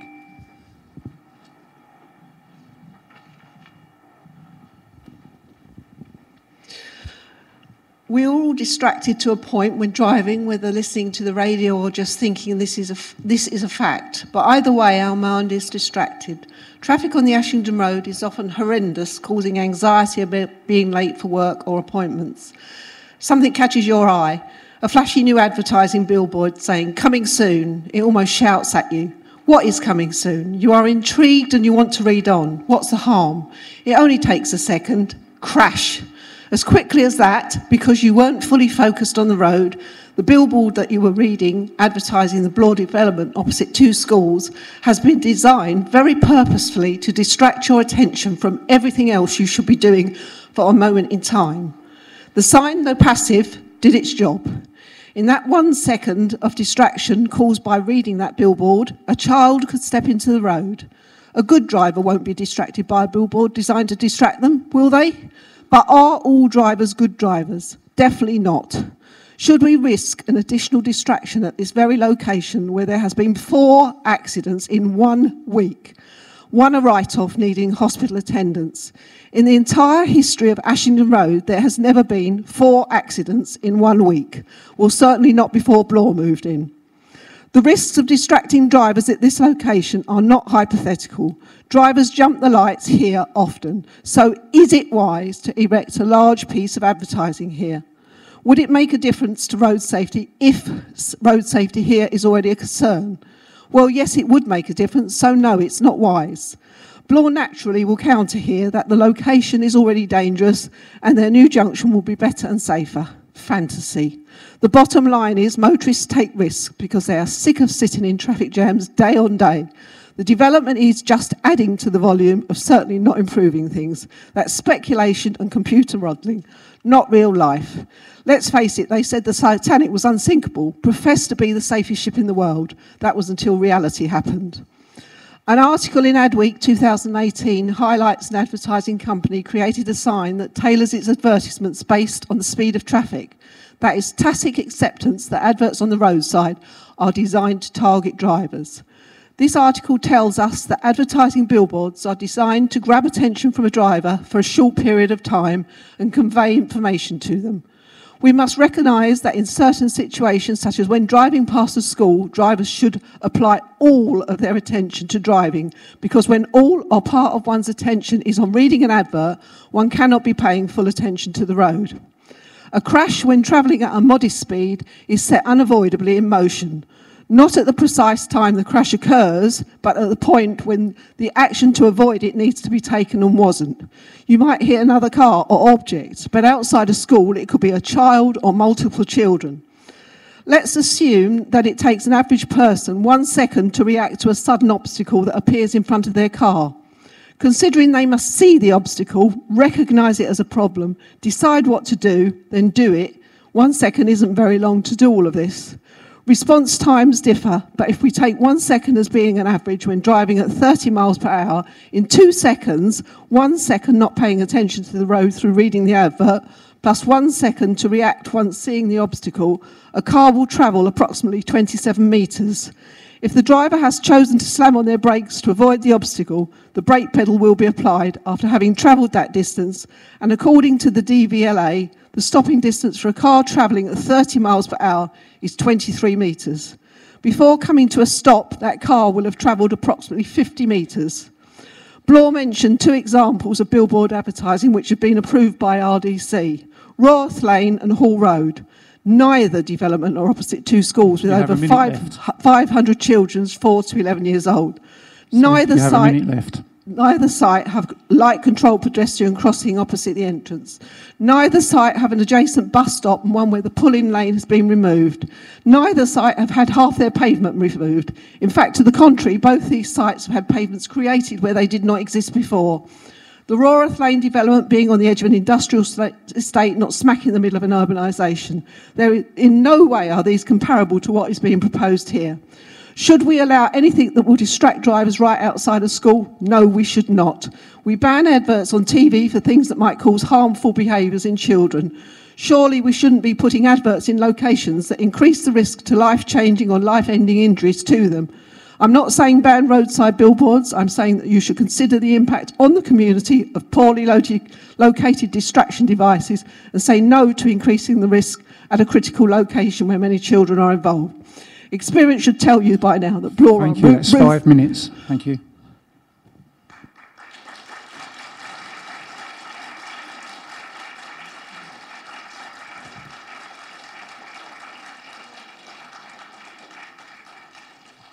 Right. Do we have any visiting members wishing to speak? I know Mrs. Squires-Coleman. No, sorry, Councillor Woodson will speak first. Yes, sure this time.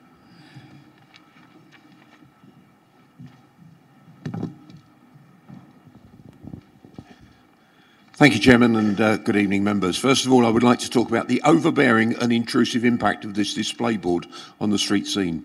This is a 4.25 metre high by 1.75 metre wide, nearly 14 feet by 6 foot, not the average estate agent's board, to be sited in a prominent position along the very busy Ashington Road immediately opposite junior schools attended daily by over 500 pupils, with the associated attendance by parents taking their children to and from school. It will be a distraction additional to the other general activity going on around the junction and the busy traffic light Pelican Crossing in the immediate vicinity. For drivers and pedestrians, adding an advertising board would add a further and unnecessary distraction and heighten risk factors. Next, if I can cover concern in relation to public safety, particularly distracting to motorists. Condition 3A on page 8.1 is very specific on this point. It says no advertisement should be cited or displayed so as to endanger persons using the highway, railway, waterway, dock, harbour or aerodrome, civil or military. I believe that the works going on to develop the junction were already causing a distraction, and this signboard will further exacerbate the problem. Over the past few weeks, we have seen multiple vehicle collisions and injury accidents at this precise location of this application site involving young children. 2 were on consecutive days. I note on page 8.7, paragraph 3.20, that Essex Highways believe it would not be a distraction because it would not be illuminated nor sited within the highway. The sign will, by its very nature, be visible to drivers due to its size. The developer would not be placing it there if they believed it could not be seen by drivers. That is the whole point. Now, if I turn to conditions, condition 5 says, any structure or hoarding erected or used principally for the purpose of displaying advertisements should be maintained in a condition that does not endanger the public. Given the application states freestanding post panel signage, in the event of a severe weather event, how can safety be guaranteed? Condition 8 is totally contrary with condition 1 and talks about consent for 5 years and uses the reason as pedestrian and public safety. There are numerous references in the report to the sign being removed upon their first use. Paragraph 3.18 on page 8.7 refers. In terms of conditions and based on recent observation history, Bloor, together with their contractors, is not a company that appears to proactively respect conditions. Wheel washing, mud on the road, safety in the recent ice, cleaning, etc., thus showing respect and consideration to local residents. That should be disrespect. Disrespect, no respect, I apologise. I contest that most reasonable people or companies would see conditions as something to proactively comply with. I sense that Bloor's policy is to knowingly breach conditions and see if they are challenged retrospectively either by the residents or the council's planning enforcement team. As an aside, I note in the officer's report in page 8.7, paragraph 3.21, it compares the application with 2 other developments where large signs are in place. I contest that these are not comparable or relevant to this application, as neither are close to schools, a pelican crossing and such a complex and challenging junction, and are therefore a much lower safety risk. Therefore, in summing up, members, you are an experienced and competent committee here tonight. Clearly, your decision must be policy compliant.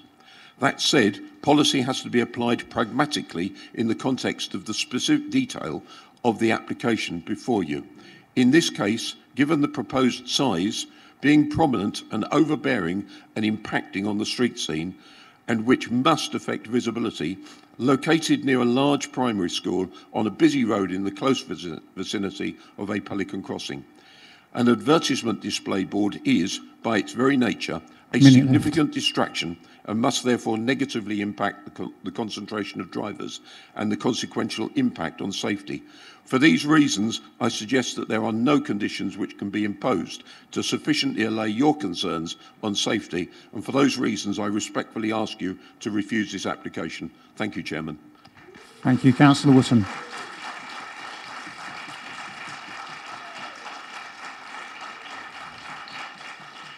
Councillor Squires-Coleman, would you like to come up?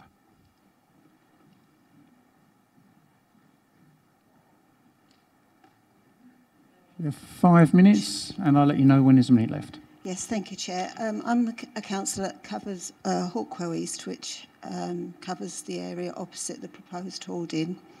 To my understanding, the Town and Country Planning Control of Advertising Regulations 2007 informs us that although up for interpretation, considerations can be given to visual and oral amenity and the effect of the hoarding will have in the immediate neighbourhood where residents or passers-by will be aware of the advertisement.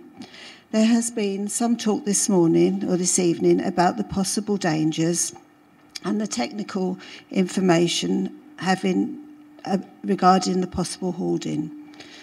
But over the past few months, I have become aware of the heart stuff. Those living and travelling in the area of Ashington Road are going to lose so much over the next few years. Their open spaces and maybe a much-loved tree. The residents of Rochford, those that love their community, those who are very passionate about their surroundings, are concerned about the visual pollution this sign will cause. As stated earlier, the very purpose of this hoarding is to be visible from a distance. It's there to stand out. Studies have found that visual pollution, and in this study they include advertising hoardings, affects the overall well-being and thus the quality of life of individuals and communities.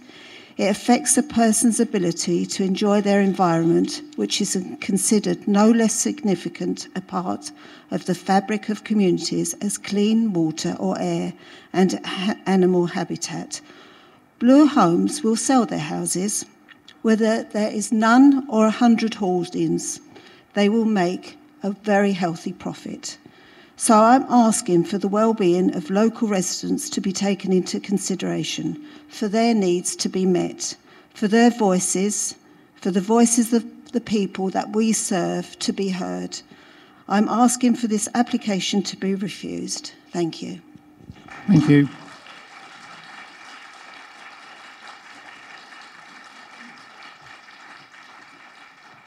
Back to ask if any committee members wish to speak. Councillor Webb. I think Councillor Longman was next. Oh, right, gone. So, Councillor Webb, if you'd like to carry on. Holding it, is it on? Last Wednesday, I picked up my children from Holt Farm School. It was very busy on the pavement as 500 kids and parents came out. We stopped to look at our magnificent oak tree, a beloved landmark over 100 years old. We then had to watch out for flying stones as the road had not been cleaned by Bloor as the wheel washing machine had stopped, but the mud-encased lorries still rumbled down the road. Fast forward a few years and I'm on the school run again. As 500 children and parents leave the school, on the now narrowed 1.2 metre wide pavement, rammed together like sardines, choking on the pollution from the extra traffic, without our beloved oak tree to help fight the pollution. My children ask me, why did the oak tree have to die? Who did this to our school, to our community, to our environment? I don't have to say a word. I just point a finger to the large... Please, I'm on it. I'm just point a finger to the large, imposing, 4 metre high sign directly opposite the school with one word on it that stands out like some nighttime vision, Blore. The sign acts as a daily reminder to our community over which company placed profits over people and nature. It was not enough that they ripped down our tree, not enough that they narrowed the pavement. Can you please get to the point of the sign? And they need to remind us of who did it. We are Rochford, not Bloreford. To put a 4.25 metre high and over 3 metre wide sign up in the middle of a residential area where no other signs are to be found is not in keeping with the immediate area. It will be a huge distraction for drivers, slowing them down, not because they want to buy a property, but because they remain shocked that Blore thought it was a good idea to put a junction here. In the report, 3.7 does not mention that in the immediate vicinity of this location are houses, not billboards. You have to go all the way down to Daly's Road to see a billboard and a shop in one direction, and all the way up to Sapwoods in the other. The surrounding section of road is residential, not a building site, like the two examples given in 3.21. Indeed, in 3.21, it does not mention any other development site in the district that placed a large housing billboard opposite a school next to a busy and dangerous crossing area. If a driver's attention is taken in by the Blore board, then it's likely one of the school children will suffer. This site is significantly different to the others that have been mentioned. I'm told that Blore homes located near schools houses located near schools carry a higher value because it ensures that the owner will be able to get their child a place at the school. Perhaps this is why Blore were keen to use this as the access point and put the sign here. Given that the site is not even visible from this part of the Ashington Road, could the sign not simply be located further away from this busiest of locations? Blore suggests it will be a 5-star setup. Due to the decision to allow construction vehicles to access the front of the development, vigilant residents have already seen a number of incidents over the last few weeks that have been a significant distraction for motorists. These include a reversing lorry clipping the railings and hitting a wheelie bin. Please, on the sign. Cars being hit by lorries, and also the difficulties that vehicles have had with the mud and the stones on the road. As a representative of the community, we have had enough of Blore imposing themselves on us. Yet they want to daily remind us of what they did with this 4-metre high signage. The sign is not in keeping with the area. No other billboards are to be found in this area, and it will be a significant distraction for motorists. No other part of the district has a billboard up opposite a school, and I believe this is a significant issue of safety that we need to address as a committee. It cannot be permitted to go ahead. Thank you. Thank you.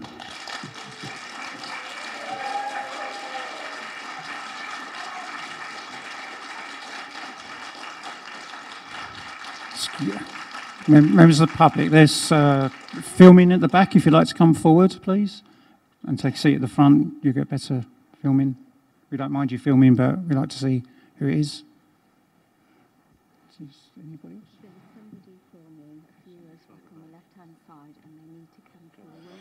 Can you turn the light off, please?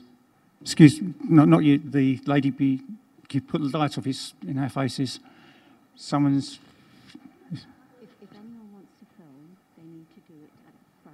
Yeah. If you want to film, please come to the front. Otherwise, we're not going to let. Please. We can't have them filming members of the public. We can't have you filming members of the public, so you need to come to the front, or you need to stop filming. I stopped. All right. Okay. Thank you. Councillor Lorman. Yeah. Thank you, Chairman. Very short, really, but I'm not. I don't come from that side of the town. I've listened to what everybody's been said, and it's obviously an emotional subject. And I'm concerned about, there's nothing in this report, and that I can be advised on this, that's referred to the content of an advertisement. And it can be offensive. Now, offensive, if you look at the Public Order Act, can be quite a wide-ranging issue. And I look at what's going on here and the emotions involved and the history, which I'm fully aware of this site. I find it very insensitive of law to put the words coming soon. It's almost like a wipe in the eye. It's almost an intimidation to the local people. And I'm concerned that this could be a public order issue. And you've only got to listen to the people. The lady was talking at the end earlier on. She talked about the impact of advertisements on signs, and yet there's no report in here about how or what about that sign. There's no consideration in this report about what that sign says. It may be the size, it may be its colour, but there's nothing about its content. And I'm concerned about its content because I think putting it there is an intimidation to the local people, and it could cause public order in the future, which I would oppose. The other thing is, of course, I don't think it's in keeping with the street scene. Sticking it where it is, it could be further back, it could be somewhere else. Does it have to be the size? But I don't think it's in keeping with the street scene. So I think that, all in all, I think that this is rather a precarious request, I think, or application.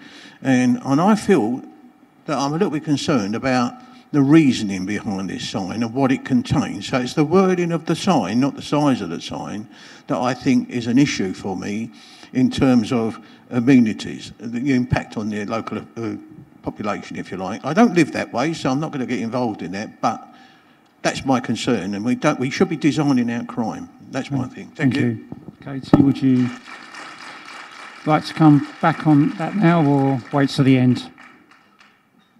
If you can come back on for the message on the sign. I think that's for members to make their own judgment on. Okay, fine. Councillor Cripps, I think was next. Yep. I'm not a ward councillor in this area, but I have spotted something on the key document, that drawing that's up there. It talks about the sign support poles, and there's a little caveat there which says the length of the poles will be dependent on ground clearance. I see no reason why that dimension couldn't have been fixed, because otherwise the pole could be higher than the 4.25 metres is based on. So there's a bit of wriggle room there on how high this sign might be. To compound that, there's another wriggle room note on that drawing.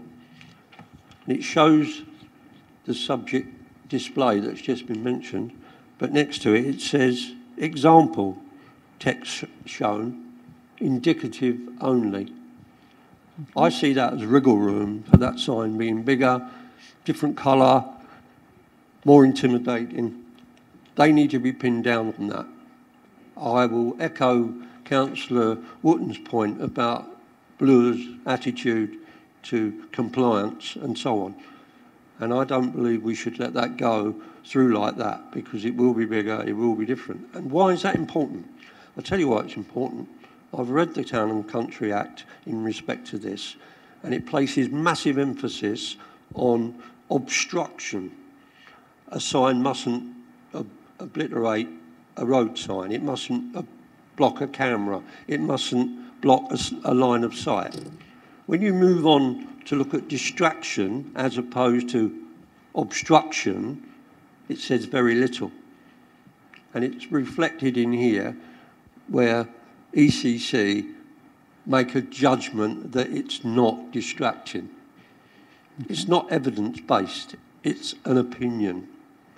And likewise, our officers have followed it up by citing two apparently similar signs elsewhere, which is, I won't labour the point, but the two examples are nothing like this scenario that we've got here.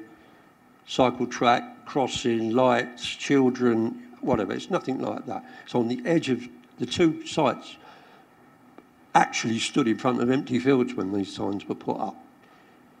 Okay. That's where they were located. So I didn't say that was fair. So I like everybody else, Steve, but I will add one last thing. putting it where they put it shows no consideration at all on their part. You cannot see the site from Ashington Road, so it don't have to go there. It could go somewhere neutral up the road if you were thinking about it. Why would you put it right in the middle of the problem area? I just don't understand the reasoning behind that, and I wouldn't support this, no. Thank you. You want to come back on that? Anything? Councillor Stanley? Thank you, Chairman. I'd just like to point out to the committee that on page 8.4 and 3.4 in front of us says Policy DM37, and it states that the design and siting of advertisements throughout the district must have regard to the access and visual impact of the buildings on which they will be displayed and the character of the surrounding area. Well, the character of the surrounding area has no billboards on it, has no signs other than road safety signs, and what they're aiming to do is something similar to what you've got behind you, where it says Rochford District Council. Imagine those, larger than those, being put up. Of course they're a distraction. Of course drivers will go, hey, there, I've never seen that before. Those signs are there to cause that distraction. We want you coming soon, sort of thing. So I do find, and with the comments made by my colleague just a moment ago, that there's wiggle room. I would like to make this a motion to refuse this application, please. Okay. Thank you. So we have a seconder for that motion. Councillor Webb. Yeah, we've got a motion on the table, so I'll let Councillor Steptoe next speak to the motion of refusal or not. Thank Yeah, well, let me speak on that. Some reasons come up. Thank you, Chairman. I'd like some points of clarification, please. If you can go back to where the picture of the bell mouth of the entrance is, please. Okay. Where the triangular sign is standing, is that the original grass verge? I take it the little sort of wavy line behind the sign to the right as we look at it is the original boundary property boundary? Katie, do you want to come back on that? Yeah, so this is the original boundary, is that what you're... No, the frontage boundary. Oh, here? Oh, that's the original frontage So, boundary. I mean, the measurements are taken from the carriageway and the footway. Okay, so the wavy line that's just to the right of the sign, that's the original building? Oh, this line here? Yes. Yes, the outline of the Okay. house that's demolished. Thank you. Now, the sign itself has obviously got to be secured to the ground. What information do you have on how that is going to be dealt with? We don't have the information, but it wouldn't be something that we necessarily need to have. It would need to be secured, but the tests that we have to consider the application for an advertisement on are in relation to amenity, so not relevant to that because below ground, and public safety. There are standard conditions that are required to be imposed on adverts to make sure that they don't pose a danger, as in they don't, they must be secure so that they don't fall over in high winds, which has been mentioned or previously. Well, yeah, I've seen major road signs, like around by the airport industrial estate. There was a big sign there that fell over in the wind, and I'm pretty sure that was secure. So I do have a concern about that. You also mentioned in your report that the lifespan of where the sign will be is limited to when people start to cross the road by foot. Did I hear that correct? Well, yes, that and use of that access when it is complete in its approved form for vehicle traffic. And those two things would happen likely simultaneously. So when the access is complete and able to be used for vehicular traffic, you'd expect then pedestrians to be crossing at around this point here, or directed to cross about this point here. Okay, thank you. And the final point I wanted to raise was, and I'm sure you'll know the signage that I'm talking about. If you take on board the signs that have been put up in Sutton Road, where the football training ground has been put, those signs were put up as safety barrier. But they do display Southend United quite prominently. If we didn't give permission for this sign, would the developer be quite entitled to put those up without planning permission? So in terms of, I think what you're getting at is like a fallback position. So if this were refused tonight, what deemed consent might the developer benefit from? And the advert regulations are quite complex. I don't have a copy of them before me, and so I can't give you precise details of what may be available to the developer to put up in the form of advertising if this particular application were refused. Thank you. Councillor Stanley. Okay. So point of order, you should have stopped it there. Okay. You should know that. Okay. Councillor Eaves. I'm not sure whether I can continue with what I was going to say, because unfortunately Councillor Stanley has cut off the debate by putting a proposal on the table. Okay. So are we allowed to I think comment? we have to speak to the proposal. Yeah, okay. No, that's it. My opportunity's gone then. Thank you. Councillor Mason, would you like to speak to the proposal on the table? Councillor, Mrs. Mrs. Mason, sorry. I know, I'm picky about that. Right. The purpose of a hoarding is, by definition, is to attract attention. So in a prominent position, it is going to attract attention and therefore will be distracting to passing traffic. The fact that other sites have hoardings does not make this one in such a sensitive location right. This is not Southend City. Sorry, it's a city. Or Brentwood or Rayleigh. But this is a relatively rural residential area. And this will have an adverse impact on the visual amenity of the residents in that area. It is totally out of keeping. So I will support refusal because, and I've made some notes here, it's prominent, it's in an overbearing and will provide a distraction for vehicle traffic and consequently may affect public safety. And visual amenity is another concern. Visual amenity is subjective. I think in the report it says that it's considered acceptable. Well, I don't consider it acceptable in this location. So I will certainly support the motion on the table for refusal. Thank you. Okay, thank you. Right, Councillor Stanley, you've got a motion on the table for refusal. Can I have your reasons for refusal, please? Oh, sorry.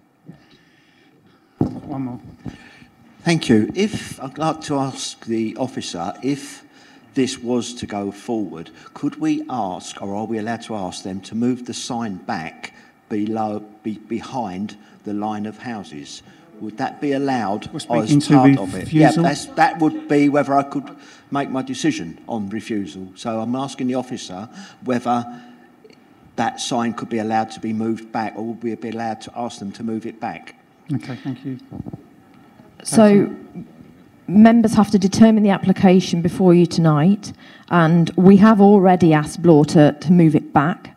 So what we haven't shown is the original proposal, which had that sign positioned essentially much closer to the footway, so closer to Ashington Road. So this is the proposal before you. I don't think it would be appropriate if members were so minded to impose a condition to recite it. I think you have to consider the proposal as cited. Okay, thank you. Councillor Sperring. Yep, Yeah, thank you, Chairman. Two questions for the officer, if I may, please. The position of this proposed siting of the board, I assume, is on the left-hand corner of what is currently the potential entrance that they're going into at the moment? Yes. Yeah. Having gone down there today to look at this, you've said earlier on that the board would stay in place until the roadway is in actual full use. The amount of traffic that was going in and out there this morning when I went down there, I would say it's already in full use. So, you know, really, we're looking at a situation that has already been overtaken. Thank you, Chairman. Thank you. Right, everybody, more or less everybody's had a chance to speak now. I don't see more hands raised, so we've got a motion on the table.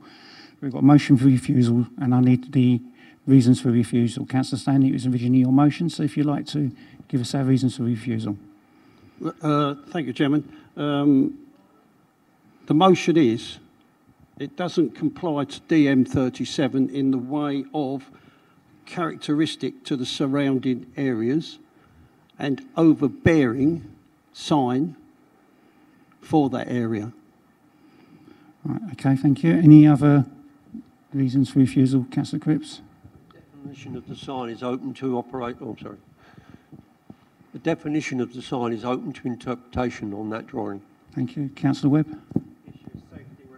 School. The other examples in the report that are given are in completely different areas. This is in the middle of a busy residential area opposite a school where 500 pupils and parents come out daily. Okay, Councillor Reeves, I think you had your hand up.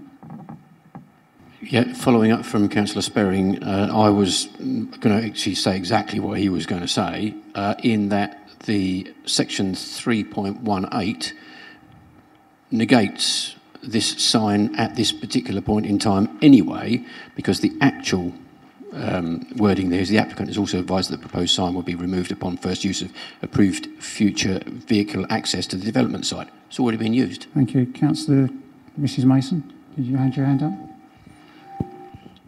Yes, thank you. I think it's been covered, but I'll just confirm that we have visual amenity. As I said, it's out of keeping with the residential area and the aspects of public safety. And certainly, I think the item that Councillor Sperring and Eves have brought to our attention should also be in for refusal. Thank you. Okay, thank you. The officer got those reasons? Okay. Members? Sorry.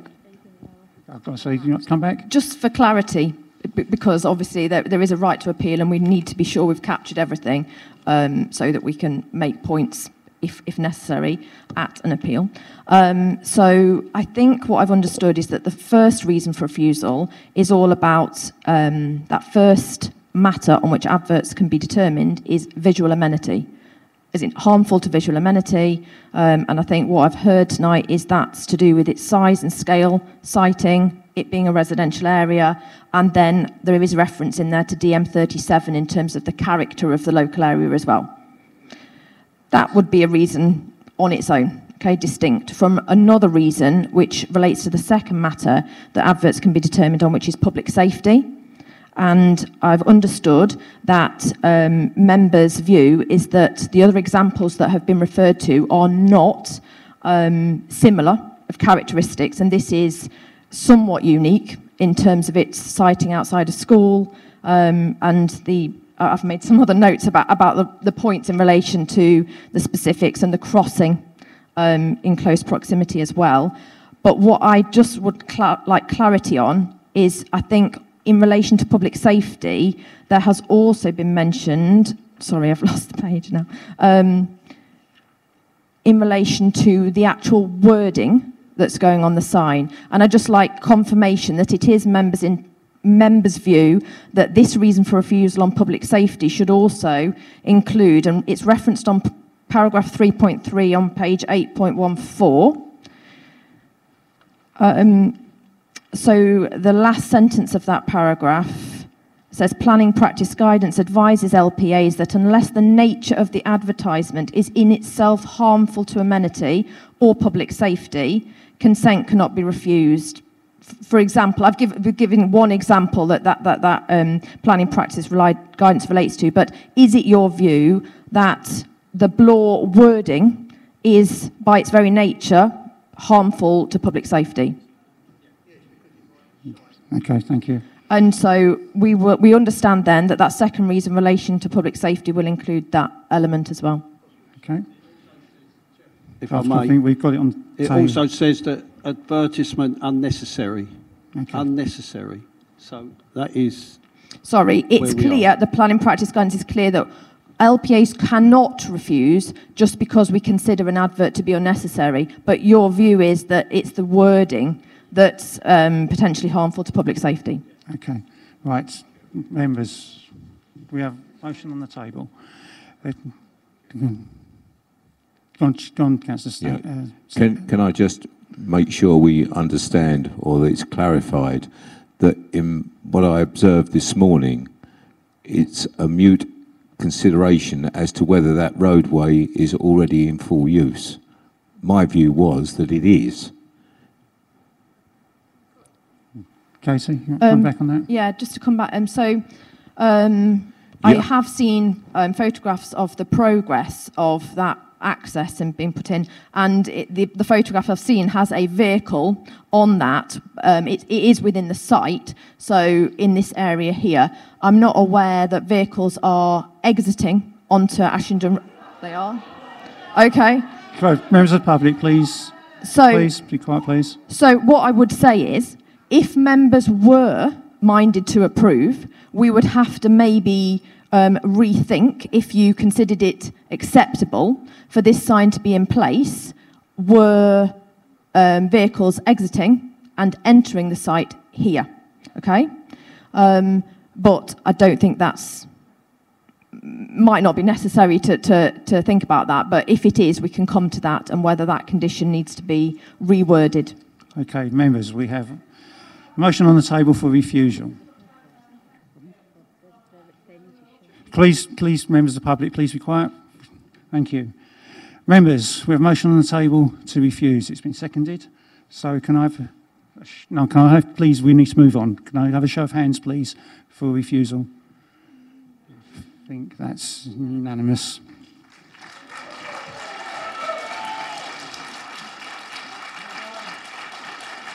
Members, it's coming up to 10 o'clock. We need to take a vote if we want to carry on this meeting past 10 o'clock. Okay, so... Okay, members, we should at least try and do... Can we try and do one more? Because we've got just one more. So can I have a vote to extend the meeting by half an hour? Okay, members, can we have a vote? Those in... Can I have a seconder? Those in favour is to extend the meeting... Extend the meeting by half an hour to 10:30. Those in favour, please.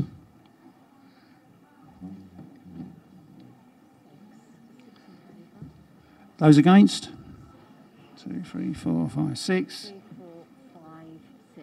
So, sorry, members, but we're going to extend the meeting by half an hour to 10:30. We'll ask the chairman to come back. Someone like to get the chairman? Oh. No, she's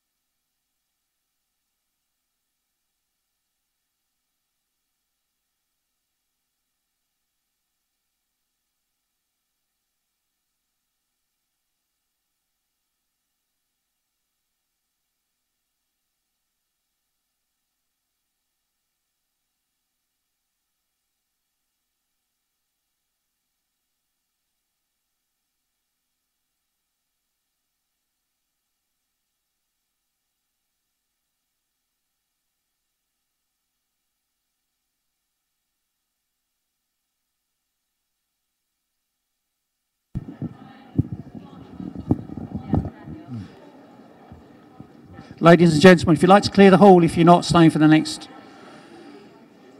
agenda item. Please. Members.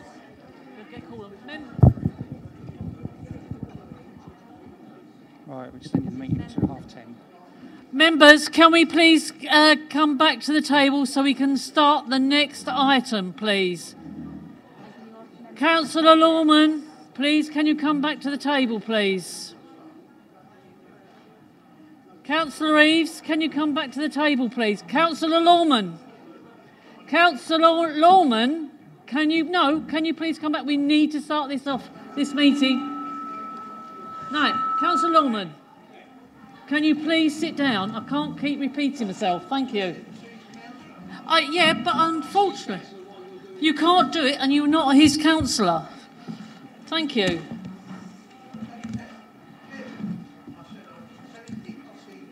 I know, but no, Councillor Lawman, because you voted, I understand, to carry this on for half an hour. No, because she was outside. Right, so you want... Right. No, I didn't say you needed to be rude, but we need to get on. Right, excuse me, Councillor Lawman, I was not telling you to bugger off, in your words. So I'd like to call this meeting to order, or I'll stand up and close the meeting, and that these members, residents, will have wasted their time, which I do not want this to happen. Thank you. Right, so I understand, even though I wasn't here, that it was voted on to extend the meeting till 10:30. Am I right? Yes. Thank you. So we're now on item 7. Okay.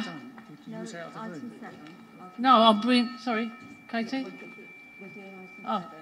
No, apparently we don't, because you would prefer me not to be here? She was out of the room. She wasn't in the meeting at the time. Right, okay. Let's have another vote to extend this till 10:30. Extend it to 11 now. No. Right, because I wasn't in the room, a couple of the committee would like this done. Members, can I please ask that we extend this to 10:30, the meeting? Can I have a show of hands, please?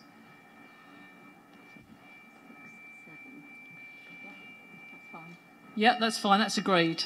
Thank you. Item 7. Bear with me, members. Right. Agenda item 7, 22005634, land north of Chichester Hall Farm, Old London Road, Raworth. Katie Fowler will present the officer's report, please. Thank you, Chairman.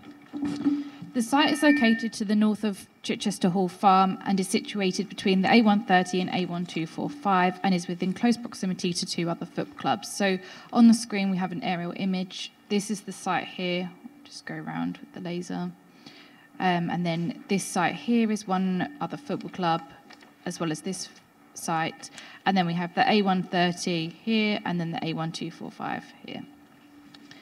If I just go, you can see a zoomed in version of the site and then some site photos which show the field as existing with sown grass seed.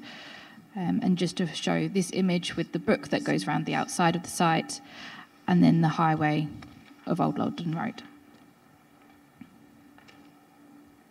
The site is located within the Metropolitan Greenbelt and there are 2 public rights of way which run through the site. You should be able to see on this image the one that runs to the north and then the one that runs to the east.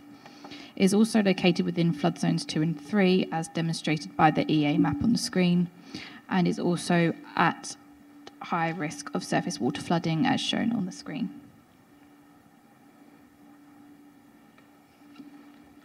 I'll just zoom this one out so we can see it in full. Planning permission is sought for the proposed change of use of the land to form 10 football pitches, training area and site storage/changing containers with associated parking and the creation of an access road and vehicular access. The facility would be used by Rayleigh Town Youth Football Club. During the summer months, the pitches would be operational most days between 2 p.m. to 7 p.m. and all days Saturdays and Sundays. During winter months, this would be restricted to 10 a.m. to 3 p.m. at the weekends only. There are a substantial number of reasons for refusal recommended with this application, which I have explored in depth within the officer report. I will outline the considerations of this application, but for clarity, the reasons for refusal relate to the impact on trees, impact on neighbours, lack of disabled parking spaces, inadequate parking bay sizes, obstruction of 2 public rights of way, failure to pass the sequential test, incompatibility between the proposed use and purpose of the flood zone, lack of information to demonstrate that the proposal could suitably mitigate against flood risk, impact upon protected species, impact upon designated sites, and then lastly, the insufficient evidence to demonstrate that the site could not be located within Rayleigh where there is an identified deficit of playing pitches. So moving on to those considerations, we look firstly at the Greenbelt policy. The use of the site for outdoor sport is considered to be an appropriate use within the Greenbelt as according to national policy. The introduction of storage containers, portaloos and a car park have also been proposed to facilitate this use. Similar scales of facilities have been accepted on nearby football pitch sites, and they are an appropriate use of land in association with the outdoor sport use of a site. The vehicles used in the car park would not have a permanent impact on the Greenbelt. The impact on the Greenbelt could be minimised through conditioning parts of the scheme as the location of porta cabins and the materials of the hard standing. The development would be compliant with the Greenbelt policy in this regard. Views of the site would be largely contained by the existing and proposed landscape features. The site would maintain the landscape character of the site, with hedgerows being subject to enhancement measures. The site is classified as Grade 3 land by the Agricultural Land Classification. However, it is not considered that the proposal would result in a permanent impact on the agricultural land. Despite not being shown on the submitted site plan, the drainage plan detailed 2 ponds. At present, there is a lack of detail to demonstrate that the ponds shown on the drainage plan would not have an impact upon the trees. This could therefore lead to a detrimental impact upon the character and value of the farmland setting and would be contrary to policy DM1 and DM25, as well as the NPPF. This has led to the first recommended reason for refusal. In terms of heritage, the proposal is not considered to impact upon nearby listed buildings, and the application could be conditioned to secure the implementation of an archaeological investigation were it being recommended for approval. The application site is located nearby to a number of residential dwellings. On the screen you can see Goymer's Lodge, which is located immediately adjacent here. The development would result in an increase of trip generations to the site, as well as vehicle movements within the site. The use of the site would also result in an activity being present for a significantly increased period than what is experienced currently. No noise survey has been provided with the application to enable the local authority to properly analyse the estimated noise levels and their impact on neighbouring properties. No mitigation has been proposed either. The Council's Environmental Health Officer has identified that there would be the potential for noise disturbance to existing neighbours. The proposal is considered to have the potential to result in unacceptable noise levels that have not been addressed or attempted to be mitigated, contrary to Policy DM1 and the NPPF. This has led to the second recommended reason for refusal. A transport assessment was submitted with the application, which modelled the trip rate for the proposed use. The transport statement had predicted that the use would generate up to 62 vehicle trips during typical Sunday peak hours. However, the transport statement indicates that these trips would not be new or additional trips, but rather transferred from a combination of the Rayleigh Football Club Boys and Girls and Rayleigh Sports and Social Club, where the club that is subject to this application currently use pitches. So the Rayleigh Football Club Boys and Girls currently operate from this site, which is opposite on Old London Road, and then Rayleigh Sports and Social Club run from London Road in Rayleigh. So on that basis, the transport assessment has assumed an even split of the transferred trips between the 2 existing sites, meaning that 31 trips are already occurring on Old London Road due to the use of Rayleigh Boys Football Club. This concurs that at most, the proposed development would result in a 15.1% increase in traffic. However, the agent emailed officers following the publication of the report in an attempt to overcome other objections. In doing so, they did not manage to overcome these objections, but did state that the transport statement was actually incorrect. The email explicitly stated that under no circumstances have Rayleigh Town Youth Football Club used the site adjacent to the proposed site at Old London Road, Rayleigh Boys Football Club. And so this site, which runs opposite and which they were using as justification for the trip generation. In this regard, the application is absent of a transport statement which provides an accurate trip generation analysis, as the development would have far greater impact than the statement alludes to. On this basis, that the Youth Football Club do not use Old London Road at present. Although a new vehicular access is proposed, this has not been objected to by the Highway Authority, and so we do not raise objection to that part. However, it is still considered that the proposal would have the potential to severely impact the highway network to the detriment of highway safety. It is recommended that an additional 12th reason for refusal is imposed in relation to this. And if you just bear with me, I will pull up the wording onto the screen so that hopefully you can see that. I'll just zoom in. So this wording says, in the absence of an accurate transport assessment to sufficiently assess the highway impact of the development, the local planning authority are unable to determine whether the proposal would result in a trip generation that would have an unacceptable impact on highway safety, contrary to paragraph 111 of the NPPF. If you just bear with me, I'll go back to the plan. In terms of the parking, the APOA parking standards set out the requirements for team sport parking provisions, and that is also set out within the officer report. The proposed development would provide 182 car parking spaces, 10 powered two-wheelers, 30 cycle spaces and 1 coach bay. However, no blue badge spaces have been depicted on the plan, and the requirement for this would be 11 spaces. The APOA parking standards are clear that it is the responsibility of the site occupiers under the Disability Discrimination Act 2005 to ensure that adequate provision is made for the needs of people with disabilities. Blue badge bays are required to be longer and wider than the preferred bay size to ensure easy access from the side and rear for those with wheelchairs, and this protects people with disabilities from moving traffic. There are no spaces proposed which would be capable of accommodating the blue badge bay size. Further, the bay size of the parking spaces would be around the minimum dimensions. The transport statement states that the minimum bay size has been utilised to ensure that all parking can be contained on site. However, the preferred bay size could have been adhered to when the layout was created. We would not be able to impose a condition to increase the scale of the parking bays to adhere to the parking standards, as this would require additional hard standing and further calculations of surface water runoff, and this would affect the drainage proposed. There are not considered to be exceptional circumstances which justify the use of minimum bay sizes in this case, and the use of these could lead to on-site parking if vehicles that did not fit into these bays were brought onto site. The development has therefore failed to provide adequate parking dimensions on-site for disabled parking bays and regular parking bays, contrary to the APOA parking standards, policy DM30 and T8, and this has led to the third and fourth recommended reasons for refusal.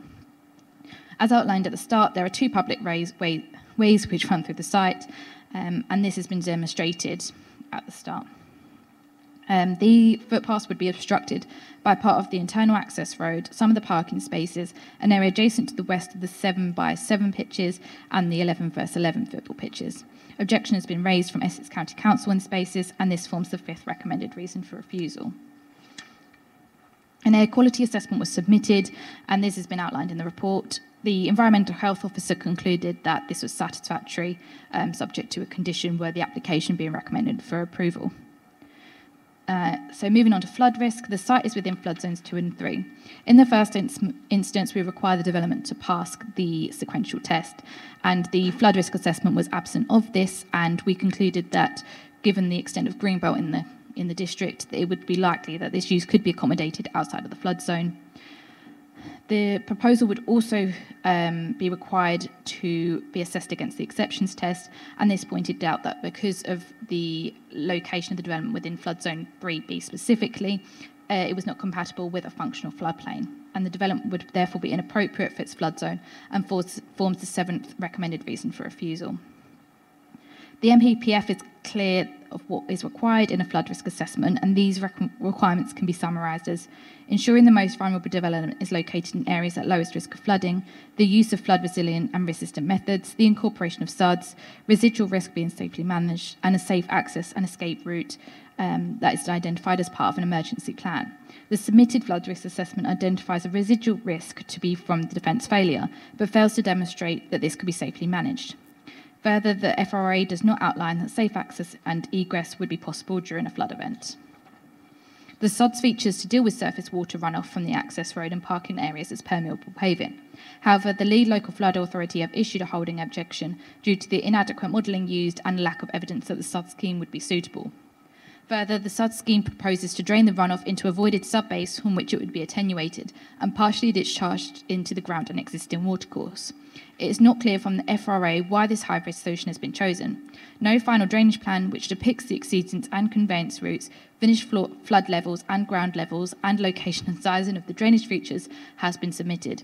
The LLFA have also issued a holding objection due to the absence of this information.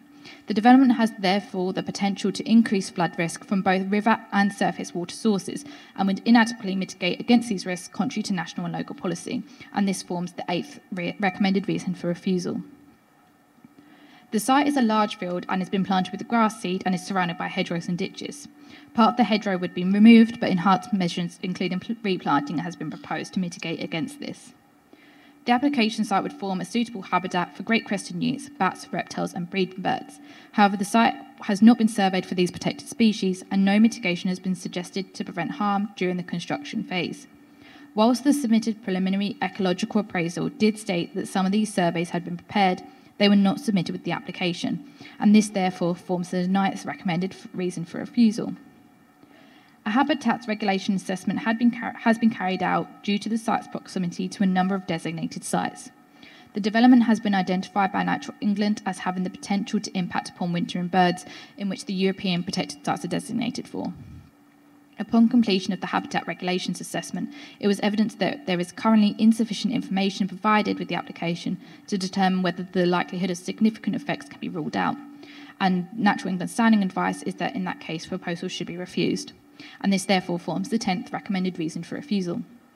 In terms of lighting, there is no lighting proposed, so we have no objection on that basis.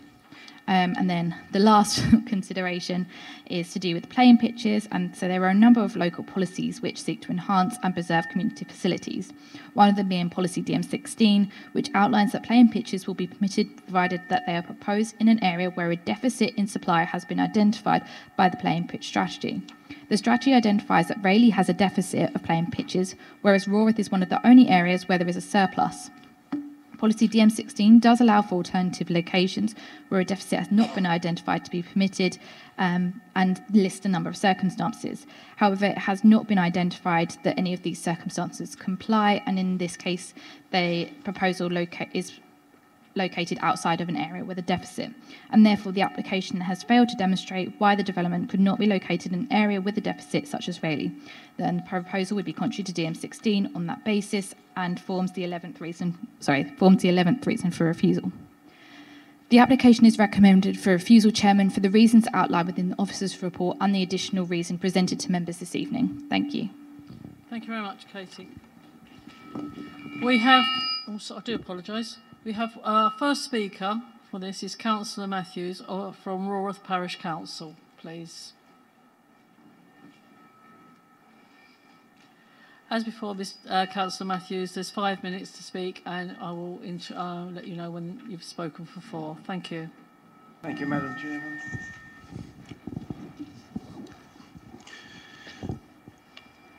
Rawrith has accommodated enough sports facilities, particularly football. This site is unsuitable for a variety of reasons. If granted for 5 years, what guarantee will activity cease, for example? The land is classified agriculturally as 3B, which at the moment has no formal protection, but there is imminent government legislation proposed to protect it for food production against unsuitable development. The land is very low-lying with very little gradient. On two sides there are brooks which often overtop. Drainage will be an issue which could limit its use as football pitches during the winter months.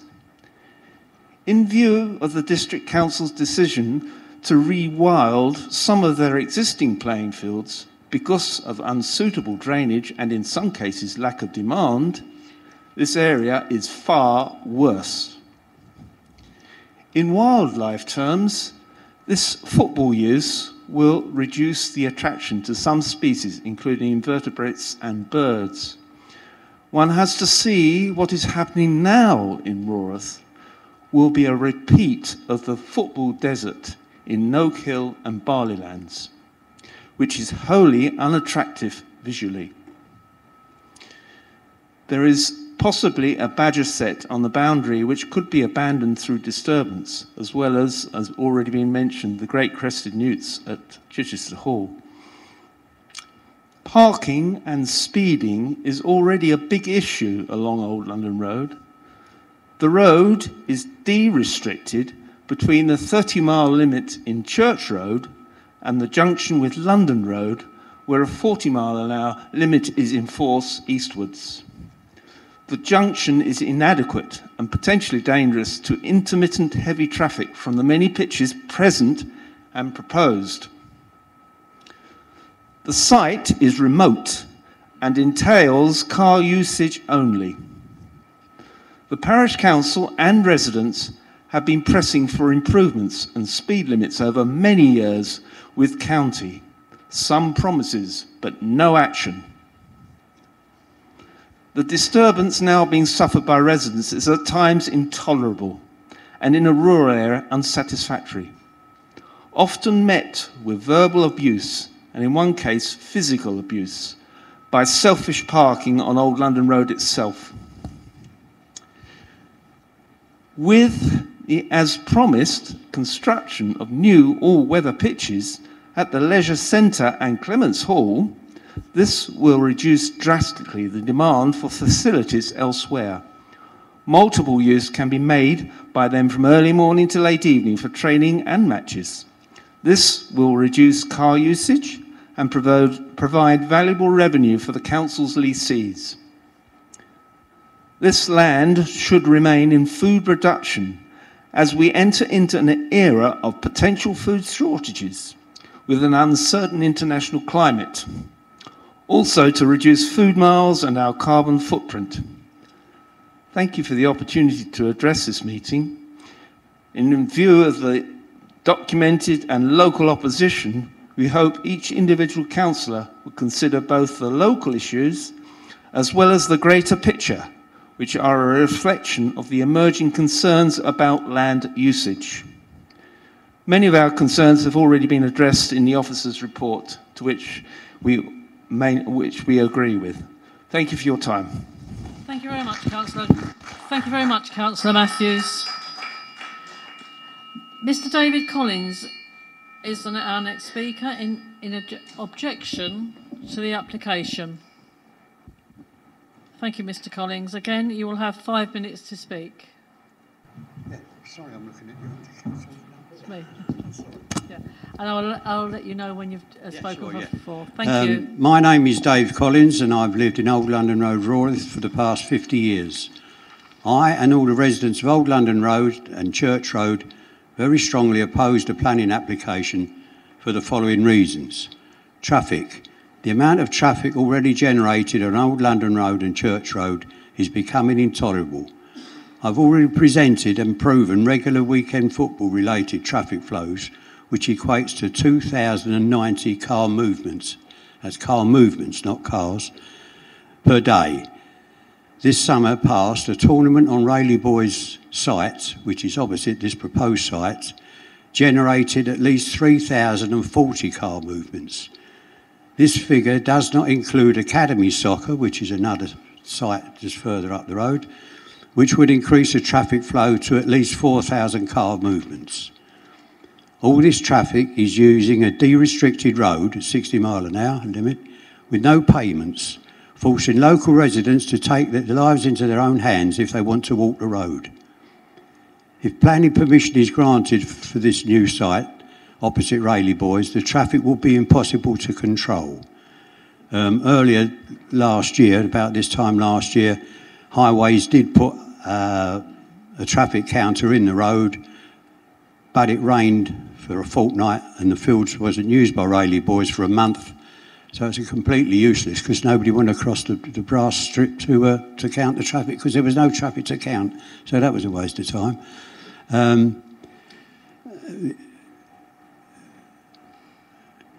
The traffic will be impossible to control. I note that is the intention to construct a bridge across the brook in Old London Road onto the site. This will have the effect of forcing traffic to queue while the traffic is turning right onto the bridge. On leaving the site, turn left onto Old London Road. Immediately after the severe bend outside Goymer's Lodge, my property. In the last 3 years, I've had 2 motorbikes and a car in January 22 crash into my front garden, and in May 22, a car was driven straight off the bend into the brook, and the damage is still there if anybody would care to see it. The site entrance is not too far away from this severe bend, and it will be a very precarious place, and it will no doubt in just a matter of time before a very serious accident occurs. Noise and nuisance. The noise of spectators shouting and referees whistle blowing is detrimental to the residents of the area. It's now not advisable for us to have a barbecue or a garden party because of the traffic and the noise generated by all the football teams which are saturating the area. It is noted that Academy Soccer have applied to use their site 7 days a week. So it begs the question, when do the residents get a break from the interference to our lives? Rochford District Council's own policy states, environmental health noise nuisance, no unreasonable and significant emission of noise that causes a significant interference and unreasonable interference with the use and enjoyment of your premises. By definition, this forms a nuisance in terms of the Environment Agency Act and Environment Protection Act 1960. The flood risk. The proposed site is in a very high flood risk area. An Old London Road from the A129 to Goymer's Lodge is sometimes impassable due to flooding. Royal Flood Action Group has had numerous meetings with the Environment Agency, Essex County Council and Rochford District Council regarding the severe flooding in the area, and recently desilting works have been started to help alleviate the problem. Sir. With this application regarding earth bunds, construction of a bridge, car park, etc. will only increase the flooding risk in the area, which is already at severe risk of flooding. Have been informed by the EA that if works are carried out on the riverbank, it is legal to cause a problem further downstream with the Riparian Rights Act. This is exactly what will happen. The environment that is proposed to construct a car park directly on top of public footpaths and ancient rights of ways. There are 2 public footpaths on this site which must not be disturbed. There are protected species on the site, great crested newts plus other wildlife such as buzzards, egrets, herons, which must not be disturbed. The application is for a temporary 5-year licence for 10 football pitches. What happens after 5 years? Who would invest in excess of £500,000 for this short period?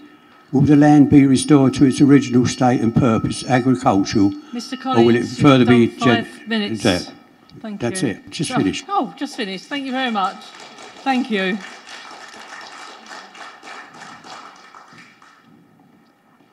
Are there any visiting members wishing to speak on this, please?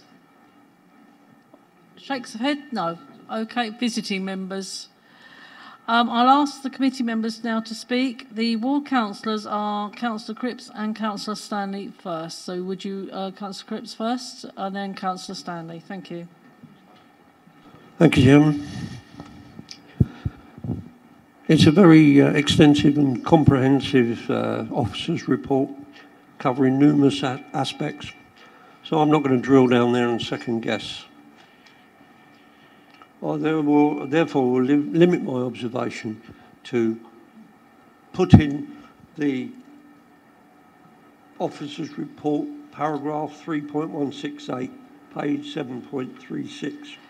Councillor Cripps, can you talk into the mic, please? Sorry. Yes, thank you. Picking up on the point about Downhall and Roreth having a surplus of outdoor sports facilities. I've looked on the aerial map, dropped a pin in the middle of this proposed site, gone northeast 900 metres, and it lands in the middle of Roreth Park that the parish councillor mentioned.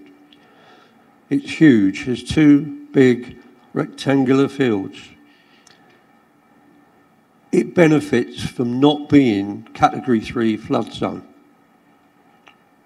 Seems to me a short-term 5-year project could easily be accommodated on there and avoiding many of these environmental issues and traffic issues and flooding issues.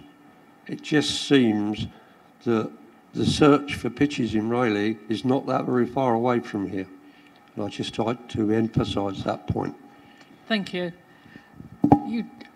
Just to clarify, you didn't have a question. You didn't have a question for the officers, did you, on that? No, I just want to clarify. You don't need the officers to come back to you. No, as I said, it's comprehensive and extensive. Yeah, thank you very much. I just wanted clarification. Councillor Stanley. Thank you, Chairman. The previous speaker spoke about playing fields at Roreth, at the top of Roreth Lane. There is ample parking there, and the last time I remember visiting that park was to actually turn the football pitches into a wildflower meadows. Now, this seems to be an ideal situation for the football to be carried out there, of which I met Adam Albridge, who is the Arboretum officer, and we looked at changing those pitches to, as I say, wildflower meadows. So why don't we use those instead?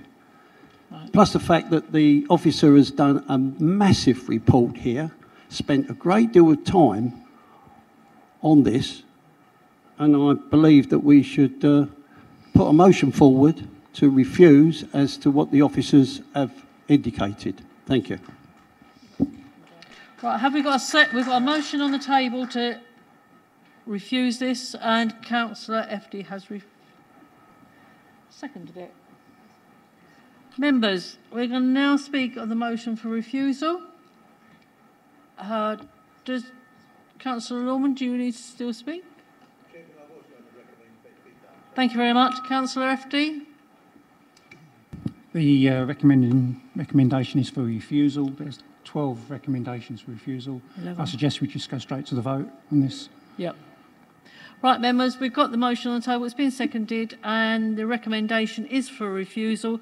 Can I have all members who want it refused to indicate, please? Unanimous. Members, that is unanimous. Thank you. Right. Thank you very much, members. We've got what we're going to do, council. We're not going to get the others in, are we? Council, close the meeting. I'm not staying any longer. Give me a moment. I'm not staying any longer. Yeah, I'm not. Wait a minute. I've just got to clarify. I'm not staying any longer. I've got a meeting in the morning. I'm not staying much longer. We can't. Members don't want it.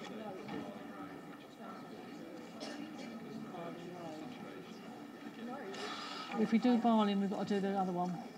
And the members aren't going to do this. We can just do Barling and not Very Road. I don't think that's going to take ages. Members, we are supposed to close this meeting at 10:30. I've been advised we should do Barling Road, 31 Barling Road. Members, are you content to carry on this meeting? Can I have a vote, please? Yes. Can you put a mic up, Mike, please? Councillor Steptoe, sorry. Chairman, if we don't debate Darling Road, does that fall foul of non-determination regulations? Phil, Yvonne, can you have the mic, please?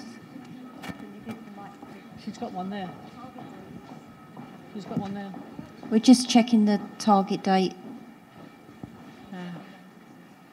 But the trouble is, if we haven't... Well, I don't think, actually, members, we're going to be able to do this we're not going to be able to do this application in 8 minutes, so it's... No. I would prefer to close the meeting now and debate both of these 9 and 10 properly, because I don't feel that 9, we can't do it in 8 minutes, as Yvonne said, and it will not be debated correctly. Are members in agreement with this, please? Thank you. I will close the meeting at 10:25. Thank you very much. How did the